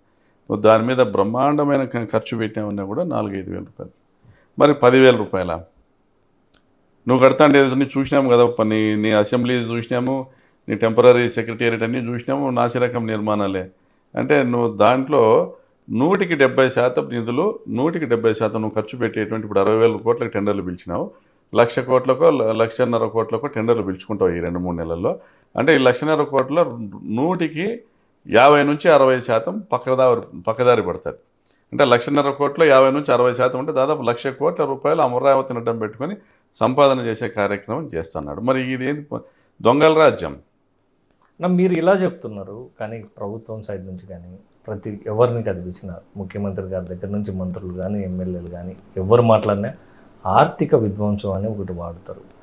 మీరు అంతగా ఆర్థిక విధ్వంసం చేశారు కాబట్టి ఇప్పుడు మేము దాన్ని సంపద సృష్టించడానికే టైం పడుతుంది అని చెప్తున్నారు. అంటే మీరు ఆర్థిక విధ్వంసం చేశారు. ఏం సంపద సృష్టించినాడన్న నాకు చెప్పు ఒక మాట. ఈయన 4వసారి ముఖ్యమంత్రి, నిన్న మొన్న కొత్తసారి ఏం కాదు, ఫస్ట్ టైం ఏం కాదు, 4వసారి ముఖ్యమంత్రి ఈయన. ఇప్పటి వరకు ఏం సంపద సృష్టించినాడు ఆయన? నాకు ఒకటి చెప్పండి. పలాంది చేసినాడని. ఇప్పుడు కొత్తగా ఆయన అమరావతి రాజధాని నిర్మాణం చేసి దాని తర్వాత దాన్ని 15 ఏళ్ళ 20 ఏళ్ళ తర్వాత సంపద వస్తే అప్పుడు పథకాలు ఇస్తానంటున్నాడు. ఆయన సభల్లో ప్రజలు అడుగుతుంటే మాకు పథకాలు ఎప్పుడు ఇస్తారంటే, మీరు కిటుకు చెప్పండి, సంపద సృష్టించేదానికి డబ్బు సంపాదన కిటుకు చెప్పండి, నాకు చెవిలో చెప్పుదురా అండి, నేను డబ్బు సంపాదించినాక ఇస్తాననేసి ఎగతాళి చేస్తున్నాడు జనాల్ని. ఎవరైతే నమ్మి మోసపోయి ఓటు వేసినారో, ఇతని అబద్ధపు మాటలను, మోసపు హామీలను నమ్మి ఓటు వేసినారు, వాళ్ళని ఎగతాళి చేస్తున్నాడు. అధికారం చేతిలో ఉంది, చేతి కింద అంతా ఉద్యోగస్తులు ఉన్నారు, బ్యూరోక్రాట్స్ ఉన్నారు, పోలీసులు ఉన్నారు. ఏం మాట్లాడినా కూడా ప్రజలు తల ఉంచాల్సిందే.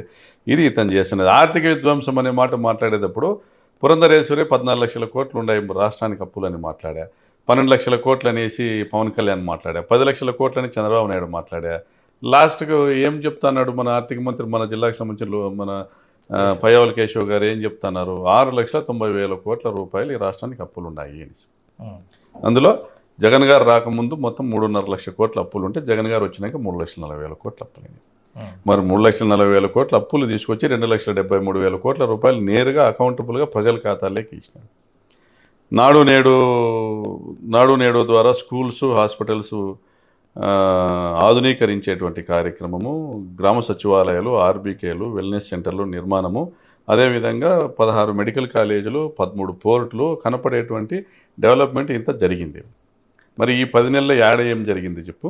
వీళ్ళు చేసే అభివృద్ధి అంతా కాంట్రాక్టర్ల కోసము, నల్లధనాన్ని పెంచేటువంటి కార్యక్రమము. అంటే నలుగురికో 5గురికో రాష్ట్ర సంపదలో మెజారిటీ భాగము ఈ జిల్లాలో దాదాపుగా 5 లక్షల ఎకరాల్లో భూగర్భ జలాలు ఇంకిపోయే విధంగా, భూగర్భ జలాలు పూర్తిగా డిప్లీట్ అయ్యే విధంగా, బోర్లు ఎండిపోయేసి పచ్చని పొలాలు బీళ్లుగా మారే విధంగా, రైతులు వలసల బాట పట్టే విధంగా హంద్రీనివా కాలువకు లైనింగ్ పనులు చేస్తున్నారు, కాంక్రీట్ లైనింగ్ పనులు. ఇది వీళ్ళ మార్క్ అభివృద్ధి. దానివల్ల మా జిల్లాకు రావాల్సిన 63 టీఎంసీల నీళ్ళల్లో కేవలము మాకు 20 టీఎంసీలు నీళ్ళే వచ్చేటువంటి పరిస్థితి. ఎందుకంటే ఆ నీళ్ళు కుప్పంకు చిత్తూరు జిల్లాకు తీసుకొని పోతాడు కాబట్టి. ఇదే జగనన్న మాకు 40 టీఎంసీల హంద్రీనివని 83 టీఎంసీలకు ఎన్హాన్స్ చేసినారు. కడప జిల్లా నుంచి ఒక గాలేరు నగర్ నుంచి ఒక లిఫ్ట్ ఇరిగేషన్ స్కీమ్ చిత్తూరు జిల్లాకి 20 టీఎంసీలదు సగం పనులు పూర్తి చేసినారు. హెడ్ రీచ్లో మాల్యాల నుంచి శ్రీశైలం డ్యామ్ దగ్గర నుంచి మాల్యాల నుంచి ఒక 23 టీఎంసీలు అడిషనల్గా వచ్చేదానికి వైడనింగ్ కార్యక్రమాలు కూడా ఆయన ప్రారంభించినారు. అవి రెండు పక్కన పెట్టేసి ముందు నేను చిత్తూరు జిల్లాకు నీళ్ళు ఇచ్చేయాలా, లైనింగ్ చేసేద్దాం, చేసేస్తే నీళ్ళు సర్రని పోతాయి అనేది ఆయన షార్ట్ మైండెడ్నెస్కి అదొక ఉదాహరణ. ఇది చంద్రబాబు మార్కు అభివృద్ధి అంటే ఆ రోజు పని ఏం జరగాలో అది జరిపేద్దాం అంతే. లాంగ్ ఆయనకు విజను పాడు ఏం లేదు. ఆయన విజను ఇవన్నీ అంతా కూడా రేపొద్దున నా కొడుకు, నా మనవడు, వాళ్ళ మనవడు ఎట్లా సంపాదించుకోవాలనేటువంటి విజన్ తప్ప ఈ రాష్ట్రంలో పిల్లల భవిష్యత్తు మీద నిజంగా ఆయనకు బాధ్యత ఉంటే ఫీజు రియంబర్స్మెంట్ ఆపుతాడా, తల్లికి వందనం ఆపుతాడా? అవి అలవిగానే విధంగా నీకు 15,000, నీకు 15,000, నీకు 15,000, నీకు 18,000 అనేసి ఇష్టానుసారం హామీలు ఇచ్చినారు. 5 లక్షల కోట్లకు హామీలు ఇచ్చినారు కాబట్టి అది సాధ్యమయ్యేది కాబట్టి అది చేయకుండా మానుకున్నారు. ఇప్పుడు నువ్వు సంపద సృష్టించేటువంటి ఒక ఐడియా మాకు ఇస్తే సంపద సృష్టించినాక నీకు ఇస్తాం పథకాలు అని చెప్తాను. ఇదంతా బాగానే ఉందన్న. మీరు ఇవన్నీ ఇచ్చారు కదా, తల్లికి వందనం కావచ్చు, లేకపోతే మీ స్థాయి అమ్మకు ఒడి ఇచ్చారు, ఇంటికి ఒకరికి అని చెప్పినా ఇంటికి ఒకరికి ఇచ్చినాము, అన్ని పథకాలు అమలు చేశాము. దాదాపు ఏ రాష్ట్ర ప్రభుత్వం చేయనన్ని పథకాలు ఇచ్చారు, డబ్బు రూపంలో ఇచ్చారు. కానీ మీరు ఓటమి చెందారు. అంటే మీ ఓటమి కారణాలు మీ విశ్లేషణ మీరే? మా ఓటమి కారణం మేమే. అంటే మీరే మీన్స్ మీ ఎమ్మెల్యేలా లేకపోతే మీ నాయకుడా? మా ఎమ్మెల్యేలు, మా కార్యకర్తలు, మా ప్రభుత్వము, మేమందరూ చేసిన మంచి చెప్పుకోవడంలో విఫలము. మేము చేసిన మంచి వెనక కష్టం ఎంత? జగనన్న ఈ లెక్క తీసుకొచ్చి పంచినాడంటే అదేమో ఊరికనే బటన్లు కొట్టడం అనేది అంత ఈజీ కాదు. ఆ డబ్బులు తీసుకొని రావడానికి ఆయన పడిన పాటలేంది, దాని వెనకాల ఉన్న కష్టం ఎంత చెప్పుకోకపోవడము, ప్రజలకు కూడా కష్టం తెలియకోకుండా చూసుకోవడము.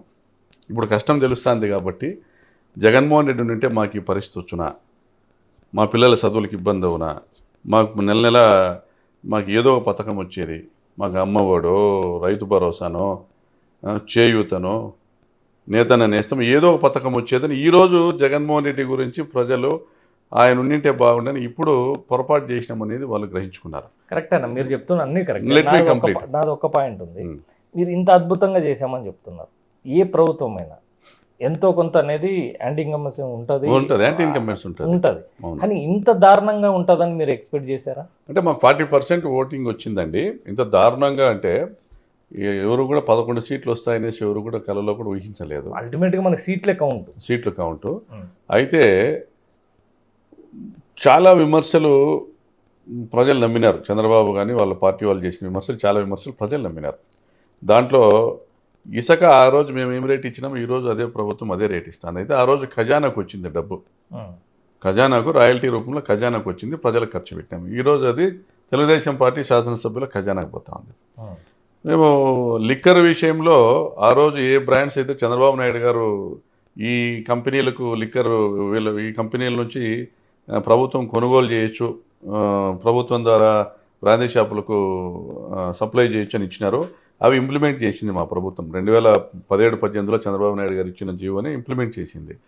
అవే బ్రాండ్స్ ఇప్పుడు కూడా సేల్ అవుతున్నాయి. కాకపోతే 2-3 ప్రజలు కోరుకున్నటువంటి బ్రాండ్స్ 2-3 బ్రాండ్స్ ఏదో ఆయన పెట్టినట్లుగా తెలుస్తూ ఉంది. సో దాంట్లో అప్పుడు ఇచ్చిన రేట్ల కాటికి ఎక్కువ రేట్లతోనే ఈరోజు కలెక్షన్ చేస్తున్నారు. అబ్కారీ ఆదాయం కూడా పెరిగింది, ఎక్సైజ్ ఆదాయం కూడా పెరిగిందని చెప్పుకుంటున్నారు. అంటే ఆ రోజు ఏదైతే నొప్పి ప్రజలకు మందు తాగే వాళ్ళకి తగిలిందో ఈరోజు ఇంచుమించు అదే నొప్పిలోనే వాళ్ళు ఉన్నారు. అయితే ప్రైస్ కూడా పెరిగింది. అయితే ఇది ప్రభుత్వంలో మందు బాబులకు నొప్పి తగిలిందంటారా? 100% తగిలింది. తగలేదని ఎట్లా అంటారు? తగిలింది కదా, తగిలింది. ఇప్పుడు కూడా అదే నొప్పి తగులుతూ ఉంది. అల్టిమేట్గా గవర్నమెంటు ఆ రోజు చంద్రబాబు నాయుడు ఏం హామీ ఇచ్చినాడు, 50 రూపాయలకు 100 రూపాయలకు క్వాలిటీ లిక్కర్ ఇస్తానని చెప్పిన, 90 రూపీస్కి ఇస్తానని చెప్పిన, అది దాన్ని ఊసేయలేదు. కొన్ని ధరలు పెరిగినాయి, బ్రాండ్స్ సేమ్ ఉన్నాయి, ఒక 2-3 బ్రాండ్స్ ఏవో కొత్తగా వచ్చినట్టుగా తెలుస్తూ ఉంది. మరి ఇంతకు మించి పాత సీసాలోనే కొత్త సారా తప్ప ఈ ప్రభుత్వం అయితే ఈ ఇసుక విషయంలో కానీ మందు విషయంలో కానీ చేసింది లేదు. మూడోది ఉద్యోగస్తులది కూడా సిమిలర్ సమస్య. ఉద్యోగస్తులకు ఆ రోజు మేము కూర్చోబెట్టుకొని మాట్లాడి మన ఆర్థిక పరిస్థితులు ఉంది, మేము ఇట్లా హామీలు ఇచ్చినాము, దాన్ని పేదలకు ఇట్లా పంచాల్సి వస్తుంది, మీకు రాష్ట్రానికి ఉన్న రాబడిలో మీ మేజర్ శాతం మీకే ఇస్తాము అని కూర్చోబెట్టుకొని మాట్లాడి కన్విన్స్ చేసేటువంటి ఒక ఇన్ఫ్రాస్ట్రక్చర్ని క్రియేట్ చేసుకోలేకపోయినాం. దాంట్లో వాళ్ళు హర్ట్ అయినారు. వాళ్ళందరూ కూడా ఉద్యోగస్తులు మేజర్గా టీడీపీకి అనుకూలంగా పనిచేసినారు. మరి ఈరోజు వాళ్ళకు ఒరిగింది ఏంది? మేము మా పొరపాట్లు ఉన్నాయి, ఈరోజు వాళ్ళకు ఒరిగింది ఏంది? ఉద్యోగస్తులు అంటే ఓకే, నిజమైన కార్యకర్తలకు మీరు న్యాయం చేశారు అనుకుంటున్నారా? లేదు, కార్యకర్తలు మేము న్యాయం చేసింటే మేము ఎందుకు పడిపోతాం? మీరు ఓటర్ని బూత్ వరకు తీసుకొచ్చేది కార్యకర్తే కదా. ఇక్కడ కూడా మేము ఏర్పాటు చేసుకున్న వాలంటీర్ల వ్యవస్థ, మా ప్రభుత్వం ఏర్పాటు చేసిన వాలంటీర్ల వ్యవస్థ ప్రభుత్వ ఉద్యోగుల్లో వాళ్ళు పనిచేసినారు. పైనుంచి ఇన్స్ట్రక్షన్స్ వస్తున్నాయి, వాళ్ళకు టార్గెట్స్ ఇచ్చినారు. పొద్దునే 7:30కు 8కు పెన్షన్ పంచాలంటే పనిచేసినారు. వాళ్ళకు ఉన్నటువంటి గ్రూప్లో దాన్ని అప్లోడ్ చేసినారు, ఇంత పర్సంటేజ్ పంచినాం అనేది పైనుంచి పోయింది. జగన్ గారు 1వ తేదీ పొద్దున్నే బ్రేక్ఫాస్ట్ చేసే లోపల పెన్షన్స్ అన్ని డిస్ట్రిబ్యూషన్ అయిపోయినాయి అనేసి ఆయన సమాచారం అందడమో, లేదా 90% అయిపోయింది, 95% అయిందని సమాచారం అంతనే ఆయన కార్యక్రమాలు స్టార్ట్ చేసుకునే విధంగా పక్కాగా అమలు చేశారు. కానీ పథకాలను అమలు చేసినటువంటి విధానంలో వాలంటీర్లదే ప్రధాన పాత్ర కనపడింది. గతంలో రాజశేఖర రెడ్డి గారు ఉన్నప్పుడు మా లీడర్ల ద్వారా జరిగింది కాబట్టి క్యాడర్ సాటిస్ఫై అయినారు. అంటే మా కార్యకర్తలు కానీ మేము కానీ ఏం కోరుకుంటామంటే మాకు గౌరవం కావాలి, అంతే. మాకు గౌరవం కావాలి. మా గ్రామాల్లో గౌరవం అనేది వాలంటీర్లు హైజాక్ చేసినారు. మీరు అబ్జర్వ్ చేయలేకపోయినారా? అంటే మీరు వాలంటీర్ వ్యవస్థ అంటే దాన్ని ఇంత పెద్ద ఎత్తున సంక్షేమ పథకాలు ఇచ్చినప్పుడు వాలంటీర్ల వ్యవస్థ ఉండింది కాబట్టి పేదల వరకు కరెక్ట్గా రీచ్ అయినాయి అనేది ఒక మాట అయితే ఒప్పుకోవాల్సిందే. అయితే అట్ ది సేమ్ టైము కార్యకర్తల ద్వారా, కార్యకర్తల కన్సెంట్తోనూ మా సర్పంచులు ఎవరొద్దు, మా సర్పంచులు మా ఎంపీటీసీలో వీళ్ళ కన్సెంట్తో పథకాలు అమలు చేసి వీళ్ళ ఆధ్వర్యంలోనే పథకాలు డిస్ట్రిబ్యూట్ చేసేటువంటి కార్యక్రమము, పంచాయతీలో తీర్మానం చేయాలనేటువంటిదో ఏదో ఒక పద్ధతి పెట్టున్నా కూడా వాళ్ళందరూ కూడా సాటిస్ఫై అయిందరు. నంబర్ 1. నంబర్ 2, రాష్ట్రానికి ఉన్నటువంటి ఆర్థిక ఇబ్బందుల వల్ల చంద్రబాబు నాయుడు గారు అప్పటి వరకు మా మీద మోపిపోయినటువంటి అప్పుల వల్ల, అంటే 43,000 కోట్ల రూపాయలు కాంట్రాక్టర్ల బిల్లులు ఎగ్గొట్టిపోయినాడు, ఫీజు రియంబర్స్మెంట్ బకాయిలు ఎగ్గొట్టినాడు, ఇండస్ట్రియల్ సబ్సిడీస్ ఎగ్గొట్టిపోయినాడు, ప్లస్ అంతకుముందు చేసిన అప్పులకు నెల కట్టుకుంటానేటువంటి వడ్డీలు దాదాపుగా 10,000 కోట్ల రూపాయలు. అంతే. ఇవన్నీ మీద పడి ఈ సంక్షేమ పథకాలకి ఇచ్చి ఈ నాడు నేడు టేకప్ చేసి ప్లస్ ఈ సచివాలయాలు, ఆర్బీకేలు, వెల్నెస్ సెంటర్లు నిర్మాణాలు టేకప్ చేసి అని ఎన్నో డెవలప్మెంట్ యాక్టివిటీస్, ఎన్నో వెల్ఫేర్ యాక్టివిటీస్ టేకప్ చేయడం వల్ల సో కొంత సిమెంట్ రోడ్లకు కానీ, డ్రైన్లకు కానీ, గ్రామాల్లో ఇంటర్నల్ రోడ్స్కి కానీ, లేకుంటే BT roads, village to village రోడ్స్కి కానీ వీటికి కొంత ఫండ్స్ కేటాయించడంలో కొంత మొదటి 3 సంవత్సరాలు మేము వెనకబడ్డాం. అయితే చివరి 4-5 సంవత్సరాలు అవన్నీ కూడా ఫండ్స్ అలాట్ చేసినప్పుడు కూడా అప్పటికి కార్యకర్తలు కానీ ఎవరు కూడా పనులు చేయడానికి భయపడేటువంటి పరిస్థితి ఉంది. బిల్స్ రావడం డిలే అవుతుందని. సో దానివల్ల ఆదాయాలు లేవు, గౌరవము లేదు అనేటువంటి ఒక డిసాటిస్ఫాక్షన్తో అంత పెద్ద ఎత్తున అట్లీస్ట్ 50% కూడా మాకు పని జరగలే కార్యకర్తల నుంచి. రెండోది వాలంటీర్లని చంద్రబాబు మోసం చేశా, జగన్ 5,000 ఇచ్చి మిమ్మల్ని వాడుకున్నాడు, మీకు 10,000 ఇస్తానని వాళ్ళలో కూడా 50% చేతులు ఎత్తేసినాయి. కాబట్టి అన్ని విధాలుగా లాక్ చేసినాడు చంద్రబాబు. ప్రతి ఒక్కరు లాస్ట్ ఆఖరిగా క్వశ్చన్, ప్రతి ఒక్కరు ప్రభుత్వం ఓడిపోయినాక, అంటే వైఎస్ఆర్సీపీ ఓడిపోయిన తర్వాత ప్రతి ఒక్కరు వేళ్ళు, అంటే మీ నాయకుల్లో ఉన్న చాలా వేళ్ళన్నీ అధినాయకుడు వైపు చేతులు చూపించారు. మా మీద కూడా చూపించినారు. మీకు ఒకటి చెప్పనా, నా జీవితంలో ఎదుర్కొనేటువంటి పరిస్థితి, నేను రాజకీయాల్లోకి రాకముందు నుంచి కూడా సేవా కార్యక్రమాలు చేసుకుంటే నా డబ్బులు జనాలకు పంచుకుంటేనే నేను గర్వంగా తిరిగిన. నేను 2009లో ఓడిపోయినా, రాజశేఖర రెడ్డి గారు చనిపోయిన డిప్రెషన్లో నేను ఇంటికాడ కూర్చున్నా, జగనన్న పిలిచి నువ్వే నా లీడర్ రాపుతాడికి అని నా భుజం మీద చేసి నన్ను నడిపించినాడు. 2014లో ఓడిపోయినప్పుడు నా విపరీతమైన ఆర్థిక విధ్వంసం నా విషయంలో చేసింది ఆ ప్రభుత్వం. పరిటాల సునీత ఆధ్వర్యంలో నా కాంట్రాక్టులన్నీ రద్దుపరిచి, నా బిల్స్ ఇవ్వకోకుండా వర్క్స్ టర్మినేట్ చేసి, నా ఈఎండీలన్నీ కూడా ఎన్కాష్ చేసి, నేను బ్యాంక్ గ్యారంటీలో ఎన్కాష్ కావడము, నా ఇంటి వేలాల వరకు, వేలం నోటీసుల వరకు కూడా, మా ప్రాపర్టీస్ వేలం నోటీసుల వరకు కూడా పోయినా. ఈ జిల్లాలోనే ప్రజలకి ఈనాడు పేపర్లోనో, సాక్షి పేపర్లో వచ్చిన నోటీసులు కూడా. అంత ఇబ్బంది పడినా కూడా ఎప్పుడూ కూడా మేము విమర్శలు ఎదుర్కోలే. ఆ రోజు మేము ఇబ్బందుల్లో ఉన్నాము, ఈ నియోజకవర్గంలో రాక్షస రాజ్యం జరుగుతూ ఉంది, ప్రసాద్ రెడ్డిని చంపినారు, తర్వాత దౌర్జన్యాలు జరుగుతుండే, ఇంకోటి మొత్తం క్యాడర్ అంతా నన్ను వాళ్ళ ముందర ఉండి నడిపించినారు. వాళ్ళే ఖర్చు పెట్టుకున్నారు, చేసుకున్నారు. 19 ఎలక్షన్లో నేను ఖర్చు పెట్టింది మాకు జగనన్న ఇచ్చింది కానీ నాకు దాతలు ఇచ్చింది కానీ అంతా 90 పైసలు అయితే నేను ఖర్చు పెట్టింది 10 పైసలే ఎమ్మెల్యే అయినా. తర్వాత ఈ 19 నుంచి 24లో నేను కోట్ల రూపాయలు డైరీకి కావచ్చు, బోర్లకు కావచ్చు, కాలువలకు కావచ్చు, రోడ్లకు కావచ్చు నేను సంపాదించింది కానీ దాతలు ఇచ్చింది కానీ జనాలకు ఖర్చు పెట్టినా, గుళ్ళకి ఇచ్చిన, గోపురాలకు ఇచ్చిన, కార్యకర్తలకు ఇచ్చిన అన్నీ చేసినా కూడా డిస్సాటిస్ఫాక్షను. నేను తర్వాత 24లో నేను ఓడిపోయినాక కూడా ఇంకా మా స్వపక్షం వాళ్ళు, విపక్షం వాళ్ళు మీకు ఏం చేసినాడు ప్రకాష్ రెడ్డి, మీరు పోయి అంత అడుగుపోండి, ఇంత అడుగుపోండి అనేటువంటి పరిస్థితి, నా దగ్గర ఏదో ఇంకా మూటలు ముళ్ళలు ఉన్నాయనేటువంటి ఒక భావన క్రియేట్ చేసి స్వపక్షం వాళ్ళు, విపక్షం వాళ్ళు నా మీద దాడి చేసేటువంటి పరిస్థితిలో నాకు ఆర్థిక ఇబ్బందులతో నేను కట్టాల్సిన అప్పులు కట్టలేని పరిస్థితిలో నేను చాలా నరకం అనుభవించిన 6 నెలలు, మొదటి 6 నెలలు. దాని తర్వాత ఒక సహృదయంతో ఒకరు చేసిన సాయం, వాళ్ళ కంపెనీ మీద లోన్ పెట్టి మా కొలాటరల్స్తో వాళ్ళ కంపెనీ మీద లోన్ పెట్టి నాకు లోన్ ఇప్పించినారు. దానివల్ల నేను ఈరోజు అనంతపురం జిల్లాలో నేను ఉండగలుగుతాను. అంటే ఇన్ని out of all these issues, problems ఇవన్నీ నేను ఫేస్ చేసిన అవమానాలు, దీనిలో నేను 24 ఎన్నికల్లో ఓటమి తర్వాత నేను ఫేస్ చేసినటువంటి అవమానాలు, ఇబ్బందులు అంతకుముందు జీవితంలో ఎప్పుడు ఎరగలేను. అర్థమైందా? అన్ని వేలు జగనన్న వైపే కదా, మా వైపు కూడా చూపించినారు. నువ్వు మమ్మల్ని ఆ పొద్దు ఇడిచిపెట్టింటే మేము సంపాదించుకుందాము, ఏమి నువ్వు మమ్మల్ని నష్టపరిచినావు,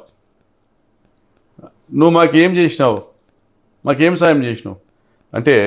మొన్న ఈ మధ్య మీడియాలో వైరల్ అయింది, ఒక గ్రామంలో ఒక కార్యకర్త చనిపోయినాడు అనేసి వాళ్ళ ఇంటికి పోతే ఇంట్లో చిన్న చిన్న ఆడపిల్లల నుండి వాళ్ళ ఇంట్లో ఆడవాళ్ళంతా ఏడుస్తా అంటే వాళ్ళకి ఏమి దిక్కు దయలేని వాళ్ళని పక్కన పిఏని అడిగి ఎంత ఉందయా మన అకౌంట్లో అంటే 5 లక్షలు ఉందని అంటే 5 లక్షలు ట్రాన్స్ఫర్ చేసి ఇంట్లో నుంచి బయటకు వచ్చిన ధైర్యంగా. అంటే ఒక తృప్తి, అంతే. మా కార్యకర్త కుటుంబానికి నేను నిలబడిన తృప్తి. దానికంటే రాజకీయంలో నాకు ఏం కావాలి? ప్రజలకు సాయం చేయగలిగినానా, ఈ నియోజకవర్గానికి ఉపయోగపడగలిగినానా, ఈ నియోజకవర్గంలో నేను నా ప్రాంత రైతులకు, ప్రజలకు నేను ఉపయోగపడగలిగిన, అంతకంటే ఆత్మతృప్తి తప్ప ఏం లేదు. అటువంటి పరిస్థితుల్లో ఆ ఎన్నికల్లో ఏ కుటుంబానికి అయితే 5 లక్షలు ఇచ్చినామో ఆ చనిపోయిన కార్యకర్త వాళ్ళ అన్న టీడీపీకి తిరుగుతూ ఉంటే గ్రామ పెద్దలు అడిగినారు, ఎవరా నీకు బుద్ధి ఉందా, మొన్ననే మీ తమ్మునికి 5 లక్షలు ఇచ్చినారు, 6 నెలలు ఇంత కాలేదంటే నా తమ్మునికి కదా ఇచ్చినది అన్నారు. ఇంకొక దగ్గర తమ్మునికి బోర్ వేసినామో నా అన్న అలికి టీడీపీకి పోయినాడు ఇంకొక గ్రామంలో. అంటే వ్యక్తికి సాటిస్ఫై చేయడానికి ప్రభుత్వ పథకాలు తప్ప ఎమ్మెల్యే అనేవాడు ఈ దేశ చరిత్రలో ఎవడు చేయలేడు. కానీ నా సొంత లాభం అనుకొని, ఇప్పుడు ఈరోజు మేము షూట్ చేస్తున్నాం, ఇది బాడిగిన్ లేదు, నా సొంత లాభం అనుకొని నా కుటుంబ ప్రయోజనాలను పక్కన పెట్టి నేను చేతనైన కాటికి నేను చేసిన ప్రజలకి. బట్ ప్రజలకు నేను చేయాల్సింది కాదు, జగనన్న చేసి ఉండాలా, జగనన్న చేసినాడు, దానికి మించి మళ్ళీ మనం చేయాల్సిన ఆలోచన అవసరం లేదు. కార్యకర్తలకే ఈ డబ్బులు ఖర్చు పెట్టినా కూడా నాకు కొంత గౌరవం దక్కేది ఎలక్షన్లో. జగన్మోహన్ రెడ్డి చేయని సాట నేను చేయడం ఏంది? కాలువలు ప్రభుత్వం డబ్బులు ఇస్తే తొగుతాము, నీళ్ళు ఇస్తాము, మనం మాట ఇచ్చినామని మాట కోసం మనం డబ్బులు పెట్టి కోట్ల రూపాయలు ఖర్చు పెట్టి కాలువలు తోగాల్సిన పని ఏముంది? అదేదో డబ్బులు కార్యకర్తలకు ఇచ్చే వాళ్ళన్నా బాగుపడతారు, ఏదైనా ఉపయోగించుకుంటారని ఆలోచన చేసినంటే ఇట్లా పరిస్థితి లేదు. నేను ఇచ్చిన మాట నిలబడడం కోసమో, లేదంటే మేము ఇచ్చిన హామీలు నెరవేర్చడం కోసమో, లేకపోతే వచ్చిన వాళ్ళను ఎవరిని కాదనలేనటువంటి పరిస్థితుల్లోనూ డబ్బు ఏదైతే ఖర్చు పెట్టినామో అదే అన్యాపదంగా మా కార్యకర్తలకు పడకుండా పోయింది. కానీ సాయం పొందిన వాళ్ళకు కనీసం కృతజ్ఞత ఉన్నా కూడా తృప్తి పడిందేమో. కానీ ఇట్లా పరిస్థితుల్లో నా తమ్మునికి ఇచ్చినారా, నాకు ఇచ్చినారా అనేటువంటి పరిస్థితి చూస్తే బాధ అవుతుంది. థ్యాంక్ యూ వెరీ మచ్ అన్న. ఇప్పటికైనా రాయలసీమ జిల్లాలు ఇంకా బాగా అభివృద్ధి చెందాలని కోరుకునే వాళ్ళం మేము ఒకరము. ఫ్యాక్షన్ అనేది ఆల్రెడీ మాసిపోయింది, ఫ్యాక్షన్ ఏం లేదు, ఫ్యాక్షన్ ఎక్కడా లేదు, దుర్మదాంతమే. ఇక్కడ ఇప్పుడు మిగిలింది రాజకీయ దుర్మదాంతమే. ఆ దుర్మదాంతాన్ని ఈ ప్రభుత్వం చంద్రబాబు నాయుడు గారి నాయకత్వంలో అణిచివేస్తే ఫ్యాక్షన్ రాదు. ఫ్యాక్షన్ అనేది ఇంకా రాకూడదని కోరుకుంటున్నాం, ఏ వర్గమైనా కూడా. థ్యాంక్ యూ వెరీ మచ్ అన్న. Thank you.